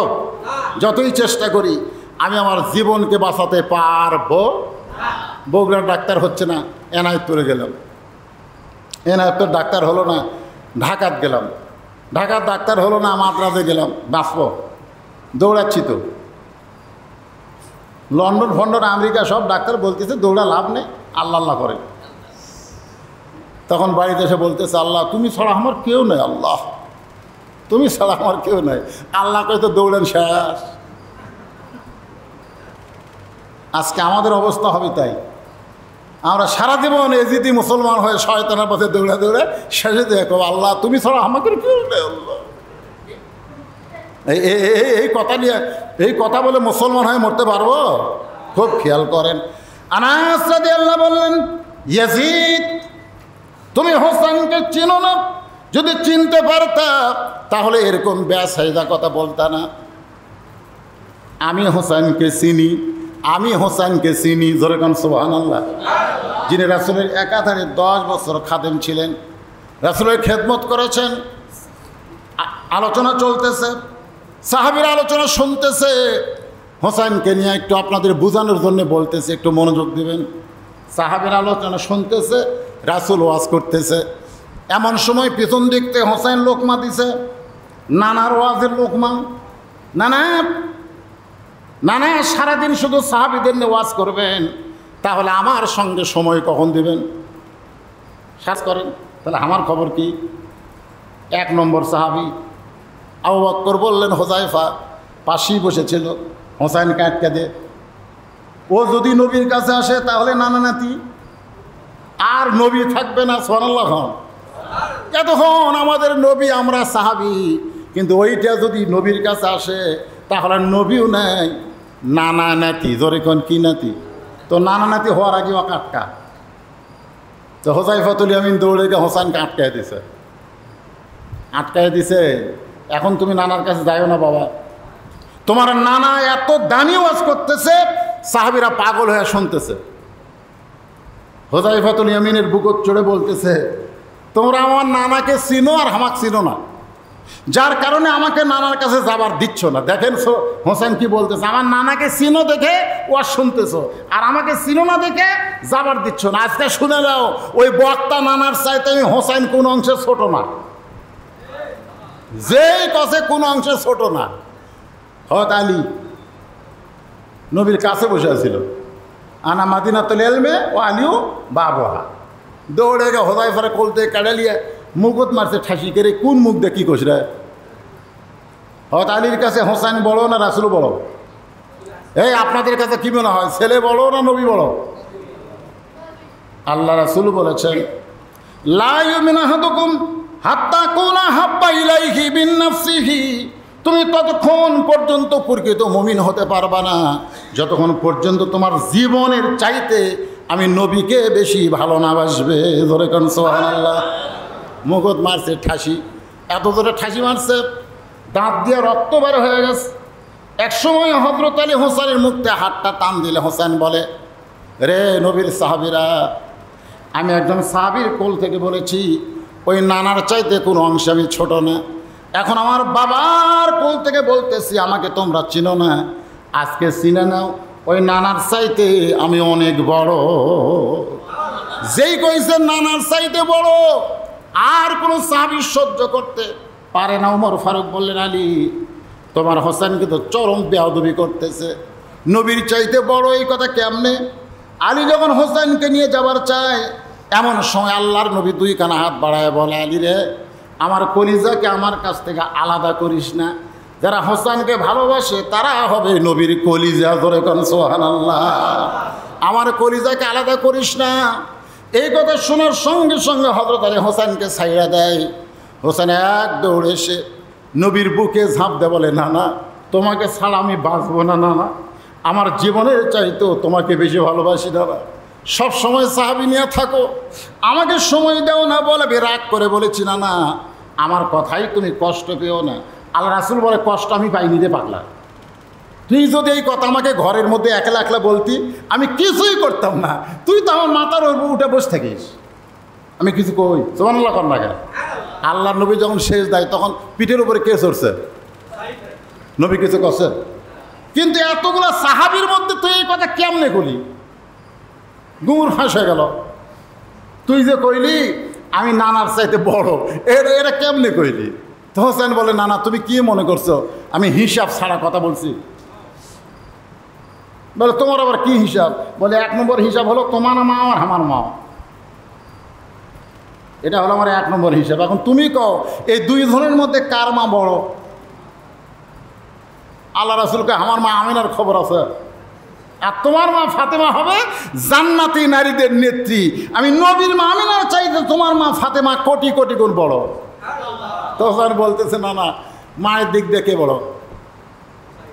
তুই তো বড় রে, আমার বাপ আর আপনার বাপ, এই দুইজনের মধ্যে কার বাবা বড়? আল্লাহ নবী চোখের পানি বের করে বললেন, আমার আব্দুল্লাহ জান্নাত পাবে কি পাবে না তার গ্যারান্টি আমি রাসূল দিবার পারি না, আল্লাহ রহমত করে জান্নাত দিবার পারে। ধরে কোন কথা ঠিক কিনা? যে তোমার বাবা হযরত আলী শুধু জান্নাত পাবে না, এই দুনিয়াতে 10 জন মানুষকে আল্লাহ জান্নাতের সার্টিফিকেট দিয়েছে, তার মধ্যে 4 নম্বর হলো তোমার বাবা। আমার বাবা আব্দুল্লাহর চাইতে তোমার বাবা হযরত আলী কোটি কোটি গুণ বড়। হোসেন বলতেছে না না, তাহলে বাপের দিক দিয়ে কে বড়? আমি বড় না আপনি বড়?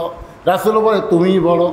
এবার হোসেন বলে না না, তোমার নানা আর আমার নানা বলো তো, এই দুইজনের মধ্যে কার নানা বড়? ওমর ফারুক দৌড়ে এসে হোসেনকে বুকে নিয়ে বলতে চালি রে, এমন একটা প্রশ্ন হোসেন করেছে, এই প্রশ্নের উত্তর নবী কেমনে দিবে? চিৎকার মেরে বলতে হোসেন, নবীর নানা ওয়াহাব জোহরিকে দুনিয়ার কোনো মানুষ চেনে না, আর হোসেনের নানা শুধু দুনিয়ার মানুষ না, সঙ্গে আল্লাহ তাআলা এই কোরআনে করছেন ঘোষণা, ইন্নাকা লাআলা খুলুকিন আযীম। জোরে গান সুবহানাল্লাহ। আনাস হাজার হাজার সাহাবীর মধ্যে আল্লাহর নবী হোসেনকে আসমানের দিকে উঠায় বলছে, সাহাবীরা তাকায় দেখো, বাপের দিক দিয়ে, মায়ের দিক দিয়ে, নানার দিক দিয়ে হোসেন আমি নবীর চাইতেও বড় রে। তুই কোন দিক দিয়ে বড় রে? দিতেই তোর বাপের পরিচয় কি? তোর নানার খবর কি? তোর মায়ের খবর কি রে? ক্ষমতার চেয়ারে পায়া কার মুখে লাঠি ঢুকায় বড় বড় কথা বলতেছিস? সোনাল বলেন, প্রত্যেকটা কথা ইয়াজিদের কান দিয়ে ঢুকে কলিজার মধ্যে হাতুড়ি পিতা শুরু করেছে, একটা কথাও মিথ্যা না। জোরে কোন কথা ঠিক কিনা? আজকে বড় দুর্দিন চলতেছে হোসাইনি মুসলমানের, বড় কঠিন অবস্থা চলতেছে ভাইজান। ক্ষমতার চেয়ার বেশি দিন এজিদের ছিল না, ক্ষমতার চেয়ার চিরদিন কারো থাকবে না। এজিদ দুনিয়া থেকে বিদায় হয়ে গেছে, দুনিয়া থেকে বিদায় হয়ে গেছে। আজকে ইয়াজিদের মতো মানুষের চরিত্র আছে, কিন্তু ইয়াজিদের নামের একটা মানুষও দুনিয়াতে নাই। জোরে কোন কথা ঠিক কিনা? আছে? আপনাদের আশেপাশে কোনো মুসলমানের নাম ইয়াজিদ খুঁজে বার করতে পারবেন? কিন্তু হোসেনের চরিত্র না পালেও হোসেন নামের বহু মানুষ আছে না নাই? জোরে কোন আছে না নাই? তাহলে আজকের এই কারবালা ইতিহাস এবং আশুরা সম্পর্কে যে আলোচনাটা আপনাদের সামনে আমি উপস্থিত করলাম, এই আলোচনার রেজাল্ট কি? আমরা জীবন দেব, বাতিলের সঙ্গে আপোষ করব। আল্লাহর রাহে যদি জীবন দিবার পারি তাহলে আমাদের মৃত্যু হবে না। একথা কার? আজকে আলোচনায় কারা কারা এই আলোচনায় আমল করতে রাজি? আমরা আল্লাহকে আল্লাহর ঘরে 2 হাত তুলে দেখাবার চাই। লিল্লাহি তাকবীর। আল্লাহ আমাদের সকলের নেক নিয়ত নেক কাজে কবুল করো। জোরে কান আল্লাহুম্মা আমিন। ভাইজান, বেশি লম্বা আলোচনার দরকার নাই, এর মধ্যে আমরা অনেক শিক্ষা পেয়েছি। খেলাফত এবং মুলকিয়াত, যুবকেরা যারা আসো বাবা, হ্যাঁ তোমরা অনেক চিন্তা নিয়ে আসো। আমরা যখন ছোটো ছিলাম তখন এত খারাপ হওয়ার রাস্তা আমাদের ছিল না। আমরা যখন ছোটো ছিলাম, আমার ভাই যখন ছোটো ছিল, আমরা খারাপ হওয়ার কোনো রাস্তা পাইনি, ভালো হওয়ার বহু রাস্তা। আর এখন ভালো হওয়ার বহু রাস্তা থাকলেও খারাপের খালি একটা রাস্তা, মোবাইল। ধরে কোন কথা ঠিক কিনা? প্রত্যেকটা ছেলেদের হাতে মোবাইল হওয়াতে তারা একেবারে ধ্বংসের শেষ প্রান্তে। এদের কাছে হোসেনের জীবন আলোচনা করে তেমন ফল হচ্ছে না, তেমন কি হচ্ছে না, কথা কান না কেন, তেমন ফল হচ্ছে না। এই জন্য যুবকদেরকে অনুরোধ করবো, এই যে সাইফি সাহেব এই যে একটা মহৎ উদ্যোগ নিলেন, একটা বিশাল আঞ্জাম দিলেন, যদিও মসজিদের মধ্যে আলোচনা, তারপরে এই যে একটা আশুরা সম্পর্কে একটা মাহফিল করলেন, এতে আপনারা খুশি না বেজার? আমাকে বলেছে ভাই, জনগণ অত্যন্ত মহব্বতে আজকের আলোচনা আসবে। কঠিন গরমের মধ্যেও যারা এসেছেন অবশ্যই মহব্বতে এসেছেন।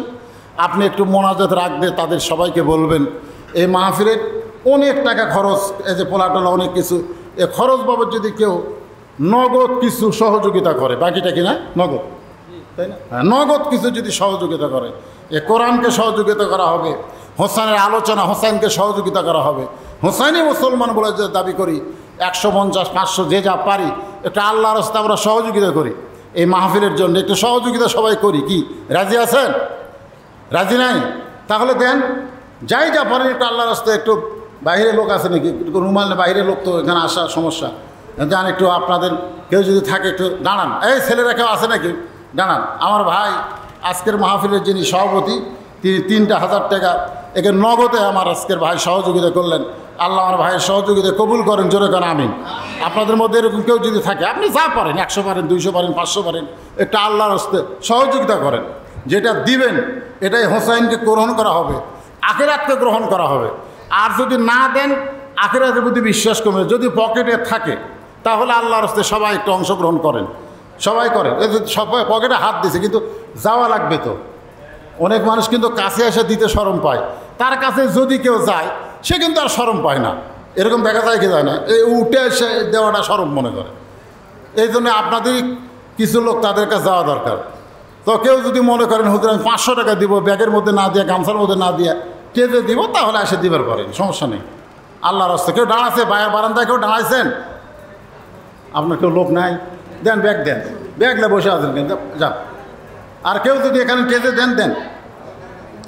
আল্লাহর একজন বান্দা কিছু দান করেছে, আল্লাহ দান, হ্যাঁ এই তো দাঁড়াইছে, দেন দেন দেন। শব্দ যখন সন্তান ছিল তখন মা দুনিয়া থেকে বিদায় নিয়েছে দিনের বেলা না রাত্রে বেলায়, কথা কয় না।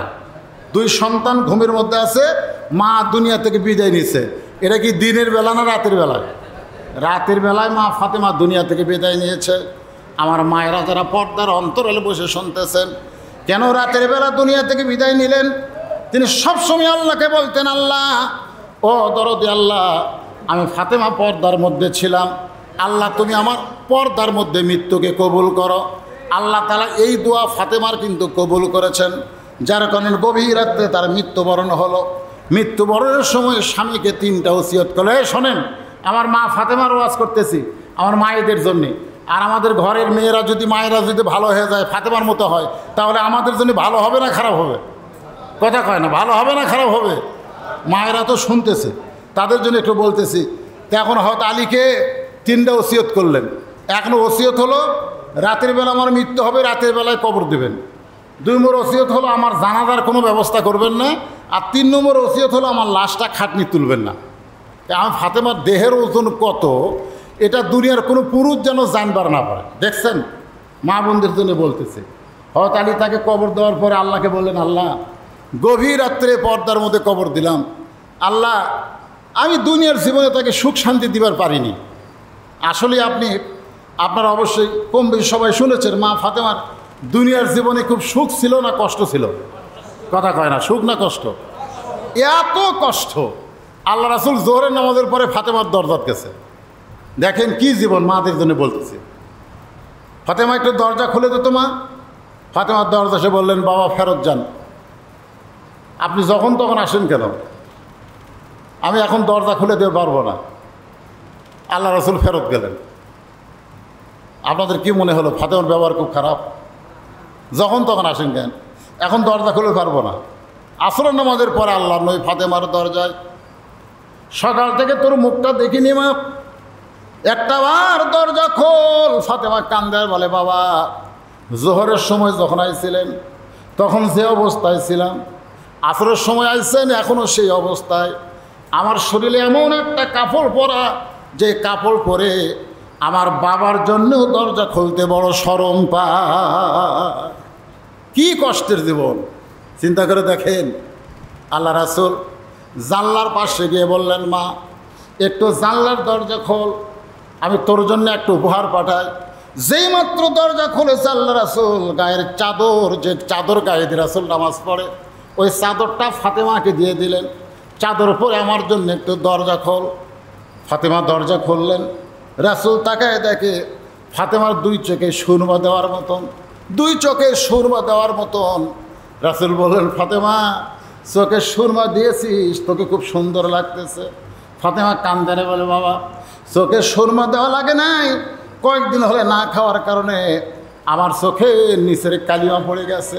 সঙ্গে সঙ্গে আল্লাহর নবী ফাতেমার হাত ধরে বললেন, ফাতেমা 33 বার সুবহানাল্লাহ, 33 বার আলহামদুলিল্লাহ, আর 34 বার আল্লাহু আকবার আমল কর, দুনিয়ার কষ্টের জীবন শেষ হবে, আখেরাতে আল্লাহ তোরে 8টা জান্নাতের মালিক বানায়া দেবে। এত কষ্টের জীবন কোনোদিন ফাতেমাকে শান্তি দেবার পারি নাই। আজকে গভীর রাত্রে ফাতেমাকে দাফন করলাম। আমি স্বামী হয়ে তোমার কাছে দোয়া করে, আল্লাহ আমার ফাতেমাকে তুমি কবুল করে নাও। এই দোয়াটা করাও শেষ, তাকায় দেখে হযরত আলী ফাতেমার কবর নাই, কয়েকটা পুরাতন কবর। এইমাত্র ফাতেমাকে যে কবর দেওয়া হলো সেই কবরটা নাই, কয়েকটা পুরাতন কবর। জান্নাতুল বাকি আমার ভাই কয়েকদিন আগে গিয়ে জিয়ারত করলেন। জান্নাতুল বাকির মধ্যে হযরত আলী দৌড়ায় আর বলে, এখনই কবর দিলাম ফাতেমার, সেই কবরটা কোন জায়গায়? যেই দিকে তাকায় খালি পুরাতন কবর দেখা যায়, নতুন কবরটা গেল কোন জায়গায়? কে যেন ডাকতে বলে, আলী ফাতেমা হল আমার পর্দানিশী, আমি আল্লাহ জোহরা ডিগ্রি দিয়া ফাতেমার কবরটাকেও জীবনের মতো পর্দা করে দিয়েছি। আমার মায়েরা যারা পর্দার অন্তরে বসে আছেন, মা আল্লাহ কোরআন কারিমে ঘোষণা করেছেন, অকরনা ফি বুয়ুতিকুন্না ওয়ালা তাবাররাজনা তাবাররুজাল জাহিলিয়াতিল উলা। মেয়েরা ঘরের মধ্যে থাকবেন, পর্দার মধ্যে থাকবেন, স্বামীর কথা মতো চলবেন। সন্তান পর্দার মধ্যে যদি বড় হয়, পেটের মধ্যেও যদি সন্তান পর্দায় থাকে, এই সন্তান দুনিয়াতে আসার পরে, এখন তো আমরা মায়েদের জন্য বলতেছি, কত মা সন্তান পেটে আসার পর থেকেই আর আলাদা চিন্তা হয়। আমরা আগে গান শুনেছি, হ্যাঁ, পায়ের জুতা বানাইলেও ঋণের শোধ হবে না। গান শোনেন না আপনারা? কি বলবো প্রসবের কথা, মা বিনে সেই ব্যথা কেউ তো বুঝিবে না। একটা ভ্যানওয়ালার বইয়ের বাচ্চা হবে, আমার কাছে কয়, হুজুর হঠাৎ পেটের বেদনা উঠছে, সিজার করাবো, টাকা নেই, টাকা খরচ দেন। কিন্তু তুই ভ্যান চলে খাস, তোর বইয়ের সিজার লাগবে কেন? কয় না না, যদি মোরা যাই। আমরা যতগুলো মানুষ এখানে মুরব্বী আছি, আপনারা বলেন তো আমরা সিজার করা কথা কয় না কেন? আমার তো লাকি লুৎকুর সব সিজার করা বাচ্চারা কেমনে হয় জানেন? জন্ম নেওয়ার আগেই এরকে পেট কাটে। জন্ম যখন নেবে, দুনিয়াতে স্বাভাবিক আসবে 2 দিন পরে, তার আগেই পেট কাটে। পেট কাটার পরে ডাক্তার দেখতেছে যে এত ঘুমই ভাঙেনি, ঘুম ভাঙি সোমবারে, পেট কাটছে শনিবারে। ডাক্তার চিন্তা করে, কে রে পেট কেটে তো দিকেই ঘুমাচ্ছে, কি করা যায়? তখন ওরা বোট করে টানে বের করে ওই পাও ধরে ঘুরে চেতন করার জন্য কী করে, ঘুরায়। এই ঘুরানোর কারণে মাথার মধ্যে এমন একটা ঝাঁকি লাগে ভাই। এখন ওই বাচ্চা দুনিয়াতে আসার পরে মোবাইল ছাড়া ভাত খায় না। কি ছাড়া ভাত খায় না? দোয়া চায়, হুজুর দোয়া করেন, খালি কান্দে। হুজুর দোয়া করে না, কান্দন থামে না, পানি ভরা দেয়, কান্দন থামে না। 1 মাস পরে বলা হচ্ছে, মা কান্দে, আর কান্দে না হুজুর। তো কোন দোয়ায় কান্দন থামছে? তোর বাবা একটা মোবাইল কিনে দিছে, যখনই কান্দে তখনই চালু করে দিই। যে সন্তানগুলো ভাত খায় মোবাইল দেখে, কান্দন থামে মোবাইল দিয়ে, এই জেনারেশন ভবিষ্যৎ কি হবে চিন্তা করতেছে। সব এজিদের যোগ দিবি তোর এখন ঠিক কেনা। এই জন্য যুবকদের বলতেছি, বাবা যুবক, নষ্ট হওয়ার বহু রাস্তা, তার মধ্যে 1 নম্বর রাস্তা হলো এই মোবাইল। দরজা জানলা বন্ধ করে শীতকালে কম্বলের তলে মোবাইল চালু রাখে। বাপ মা শুনবার না পারলে হেডফোন কানের মধ্যে দিয়ে ওই একলা শোনে, আর কয় কেউ দেখতেছে না, কেউ বুঝতে পারতেছে না। 2 কান্দের 2 ফেরেশতাকে আল্লাহ, এই শয়তানের কান্দত আমরা থাকতে চাই না। এই কম্বলের মধ্যে যে অন্যায় শুরু করছে, আমরা আর কান্দত থাকতে শরম লাগতেছে। এর চিন্তা হচ্ছে কেউ দেখতেছে না, দরজা জানলা বন্ধ, কিন্তু আমরা 2 ফেরেশতা কি করবো? যুবক, কেউ না দেখলেও কে দেখতেছে? আর কতক্ষণ না কেন, কেউ দেখতেছে? কেউ না লিখলেও কে লিখতেছে? আল্লাহ লিখতেছে। তুমি 10 বছরের ভোট দিলে, একলাই 5টা মারলে, সময়ের মধ্যে মারলে না সময়ের বাহিরে মারলে, জানলা দরজা বন্ধ করে মারলে, কেউ না দেখলেও কে দেখতেছে? কেউ না লিখলেও কে লিখতেছে? আমি যুবকদেরকে বলতেছি, তোমাদের সংশোধনের পথ এখন যদি আনতে চাও, তাহলে একটাই বিশ্বাস করতে হবে, কেউ না দেখলেও আল্লাহ দেখতেছে, কেউ না লিখলেও ফেরেশতারা লিখতেছে। জোরে কর কথা, লিখছে না? দুনিয়ার কেউ লাগবে না। কেরামান কাতিবিনা ইয়ালামুনা মা তাফআলুন। খালি যুবকদের বলতেছে, খালি একটা বিশ্বাস করে যে মধ্যে নাও, তোমার মোবাইল তোমাকে ভালো পথে আনতে পারে, তোমাকে ধ্বংস করে দিতে পারে। জোরে কোন ঠিক কিনা? মোবাইল ভালো পথে আনার রাস্তা আছে না নাই? জোরে কোন আছে না? আমার ধ্বংস করার পথ আছে। এই ওয়াজ দিয়া এই যুবকদেরকে এই মোবাইলের আসক্তি থেকে ভালো করা যাবে না। 10ই মুহররম, আহারে কারবালার প্রান্তরে বাতিলের সঙ্গে আপোষ করে নাই, হোসাইন রক্ত দিয়েছে নবীর আদর্শকে দুনিয়াকে টিকানোর জন্যে। আমরা যুবকের আজকে মুহররম মাসে ওয়াদা করি, যতদিন জীবিত আছে এই মোবাইলে খারাপ কোন দৃশ্য আমরা দেখব না, খারাপ কোনো গান আমরা শুনবো না। এটাও ইয়াজিদের বিরুদ্ধে একটা যুদ্ধ হবে। জোরে কোন কথা ঠিক কিনা? কথা কান না কেন? যুবকদের বলতে নিয়ত করেন, আল্লাহর ঘরের মধ্যে হাতে মোবাইল আছে বলেই আমি ইচ্ছা মতো চালাবো না, আমার আল্লাহর আইন মতো চালাবো, আমার খারাপ কোনো জিনিস দেখবো না। এ নিয়ত করা যায়? নিয়ত করা যায়? এই যে মিডিয়া এরা কাছে যায়, এরা ভালো তো দেখতেছেন না, এরা গান বাজনা রেকর্ড করে না, খালি কোরআনের মাহফিলগুলো রেকর্ড করে। আজকে মিডিয়ার কল্যাণে আজকে যে বলতেছে না যে গোটা বাংলাদেশ। আমি রমজানের পরে ওমরা করতে গেছিলাম পরিবারের সবাইকে নিয়ে। বিশ্বাস করেন, সৌদি আরবের যেখানেই যাই সেখানেই শত শত মানুষ পাই। হুজুর কেমন আছেন? আমরা তো বাংলাদেশের অমুক জায়গায়, তা আমি আমার চিল্লা কেমনে? আপনার ওয়াজ সবসময় তো ইউটিউবে আমরা দেখি। তো তাহলে আমি যাইনি, আমার ওয়াজগুলো ইউটিউবে চলে গেছে সৌদি আরবে।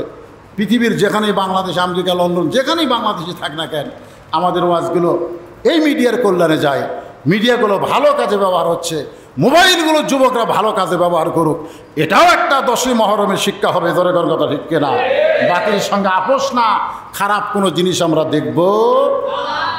চোখ আছে, এই চোখ দিয়ে দেখতেছেন, চোখের জুতি কমে যাবে, কানা হয়ে যাবে।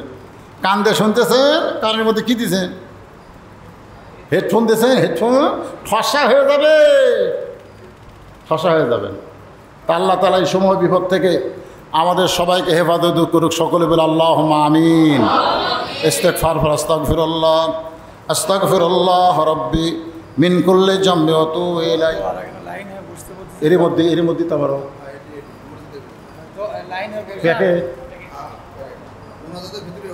আচ্ছা ঠিক আছে। আপনার তো আবার করে প্যাকেট করছে তো একটু লাইন হন ভিতর দিয়ে যেন যাওয়ার পরে। এই সবাই একটু পিঠে পিঠ লাগায় বসেন।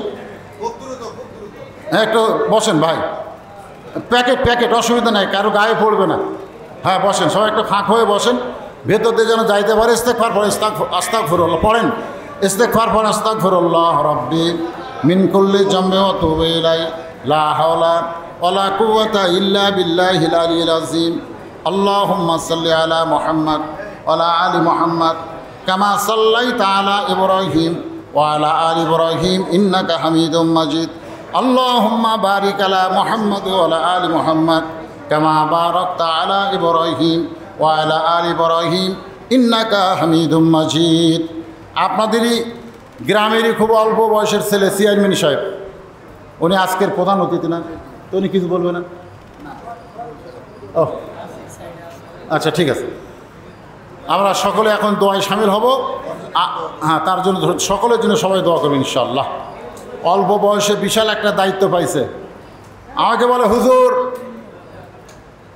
শাহজাহানপুরের মধ্যে ওয়াজ করবার দেবে না, যেখানে খুশি সেখানে আপনি মাহফিল করবেন। আজকে শাহজাহানপুর না, এটা শাহজাহানপুর না, কিছুদিন আগে শাহজাহানপুর থানার মধ্যেই একটা ইফতার মাহফিল আমাকে মোনাজাত বন্ধ করবার দেয়নি।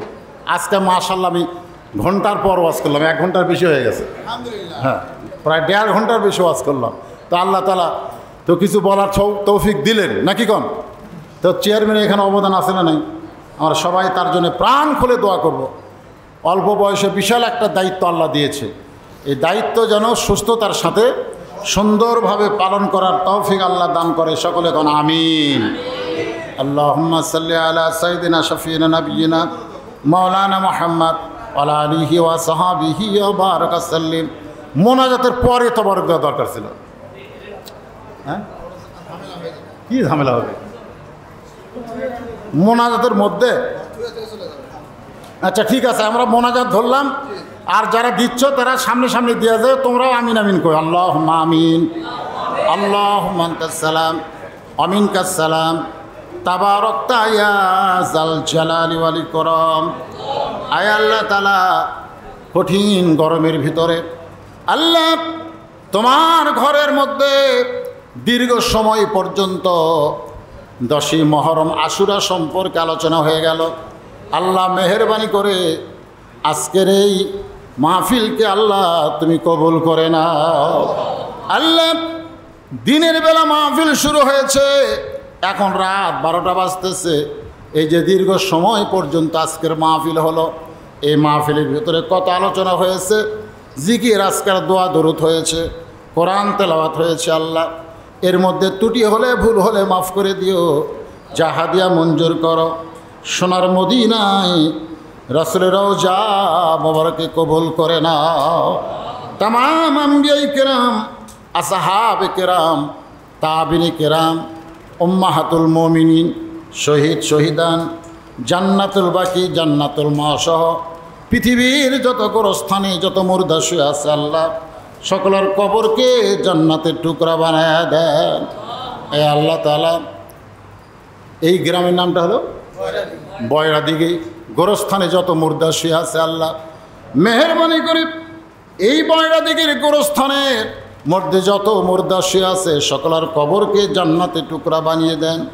আল্লাহ আমরা যারা হাত তুলেছি, আমাদের মধ্যে যাদের মা দুনিয়া থেকে চলে গেছে, আল্লাহ গো পবিত্র মাস পবিত্র সময়ে দোয়া করি, আল্লাহ মায়ের কবরকে জান্নাতের টুকরা বানিয়ে দাও। আমি সহ আমরা যারা বাবা হার এতিম হয়ে গেছি আল্লাহ, আল্লাহ মেহেরবানি করে বাবার কবর জান্নাতের টুকরা বানিয়ে দাও। আমাদের অনেকের ভাই, অনেকের সন্তান, অনেকের বিবি আজকে দুনিয়া থেকে কবরে চলে গেছে, আল্লাহ মেহেরবানি করে কবরবাসীদের মাফ করে দাও। মাবুদ কঠিন নির্মম ঘটনা শহাদায়ে কারবালা, আল্লাহ হোসেন রাদি আল্লাহকে নিয়ে দীর্ঘ সময় আলোচনা করলাম। মাবুদ গো, নবীর ইসলামকে, আল্লাহর হুকুমকে দুনিয়াতে গালেব করার জন্যে নিজের জীবন দিয়ে হোসেন রাদি আল্লাহ ইতিহাস তৈরি করে গেলেন। আমরা সেই ইতিহাসকে যেন সবাই গ্রহণ করতে পারি। আমরা আজকে তোমার ঘরের মধ্যে ওয়াদাবদ্ধ হয়ে গেলাম, আমরা দরকার হলে হকের পক্ষে জীবন দেব, কিন্তু বাতিলের সঙ্গে আমরা আপোষ করব না। আল্লাহ মেহেরবানি করে আমাদের এই চাওয়াকে আপনি কবুল করে নেন। গোটা বিশ্বের মুসলমানকে আল্লাহ আপনি হেফাজত করেন। আল্লাহ আমার ছোট ভাই সাইফি সাহেব অত্যন্ত কষ্ট করে মেহনত করে আজকের এই আয়োজন করেছে, আল্লাহ তার আয়োজনকে আল্লাহ আপনি কবুল করেন। আজকের মাহফিলের সর্বাত্মক সহযোগিতার প্রধান যিনি চেয়ারম্যান সাহেব, আল্লাহ গ্রামের সন্তান, আল্লাহ হায়াতে তাইয়্যিবা দান করেন। যে দায়িত্ব দিয়েছেন সুন্দরভাবে চেয়ারম্যান দায়িত্ব পালন করার তৌফিক দেন। আয় আল্লাহ তাআলা আজকের মাহফিলের সম্মানিত সভাপতি আমার বড় ভাই, আল্লাহ আপনি তাকে কবুল করেন। মাবুদ কয়েকদিন আগে আপনার ঘর তাওয়াফ রাসূলের রওজা করে আমাদের মাঝে ফিরাইছে, আল্লাহ তার হাতের ওসিলায় আজকে আমাদের গোটা মাহফিল মোনাজাতকে আল্লাহ আপনি কবুল করে নেন। আল্লাহ আমার মা বোনেরা পর্দার অন্তরালে বসে আলোচনা শুনলো, আল্লাহ আমার মা বোনদেরকে আল্লাহ আপনি কবুল করেন। আমার মা বোনদেরকে আল্লাহ ফাতেমার মতো চরিত্র দান করে দেন। আমাদের মধ্যে আমরা যারা অসুস্থ আছি আল্লাহ, আমার আব্দুল সালাম ভাই অসুস্থ, বললো আমার ঘাড়ে ব্যথা হয়, আল্লাহ তার সুস্থতা দান করেন। এছাড়াও যারা অসুস্থ আমরা আছি আল্লাহ আমাদের সবাইকে সুস্থতা দান করেন। আল্লাহ সমূহ বিপদ থেকে, কারিবুল বালা থেকে আল্লাহ আপনি আপনাদের হেফাজত করেন। আল্লাহ ন্যায়ের পথে আমাদের কবুল করেন। এই আল্লাহ যারা কষ্ট করে মেহনত করে তাবারক পাক করে আজকে জনগণের সামনে উপস্থিত করলো, আল্লাহ তাদের সকলকে কবুল করেন। আমার মিডিয়া ভাইদেরকে কবুল করেন। আল্লাহ আমাদের সকলকে মাফ করেন। সুবহানা রাব্বিকা রব্বিল ইজ্জাতি আম্মা ইয়াসিফুন ওয়া সালামুন আলাল মুরসালিন আলহামদুলিল্লাহি রব্বিল আলামিন। ওয়াজাল আখিরাতি কালিমাতুন ইনদাল মাউত লা ইলাহা ইল্লাল্লাহু মুহাম্মাদুর রাসূলুল্লাহ সাল্লাল্লাহু আলাইহি ওয়াসাল্লাম। আসসালামু আলাইকুম ওয়া রাহমাতুল্লাহি।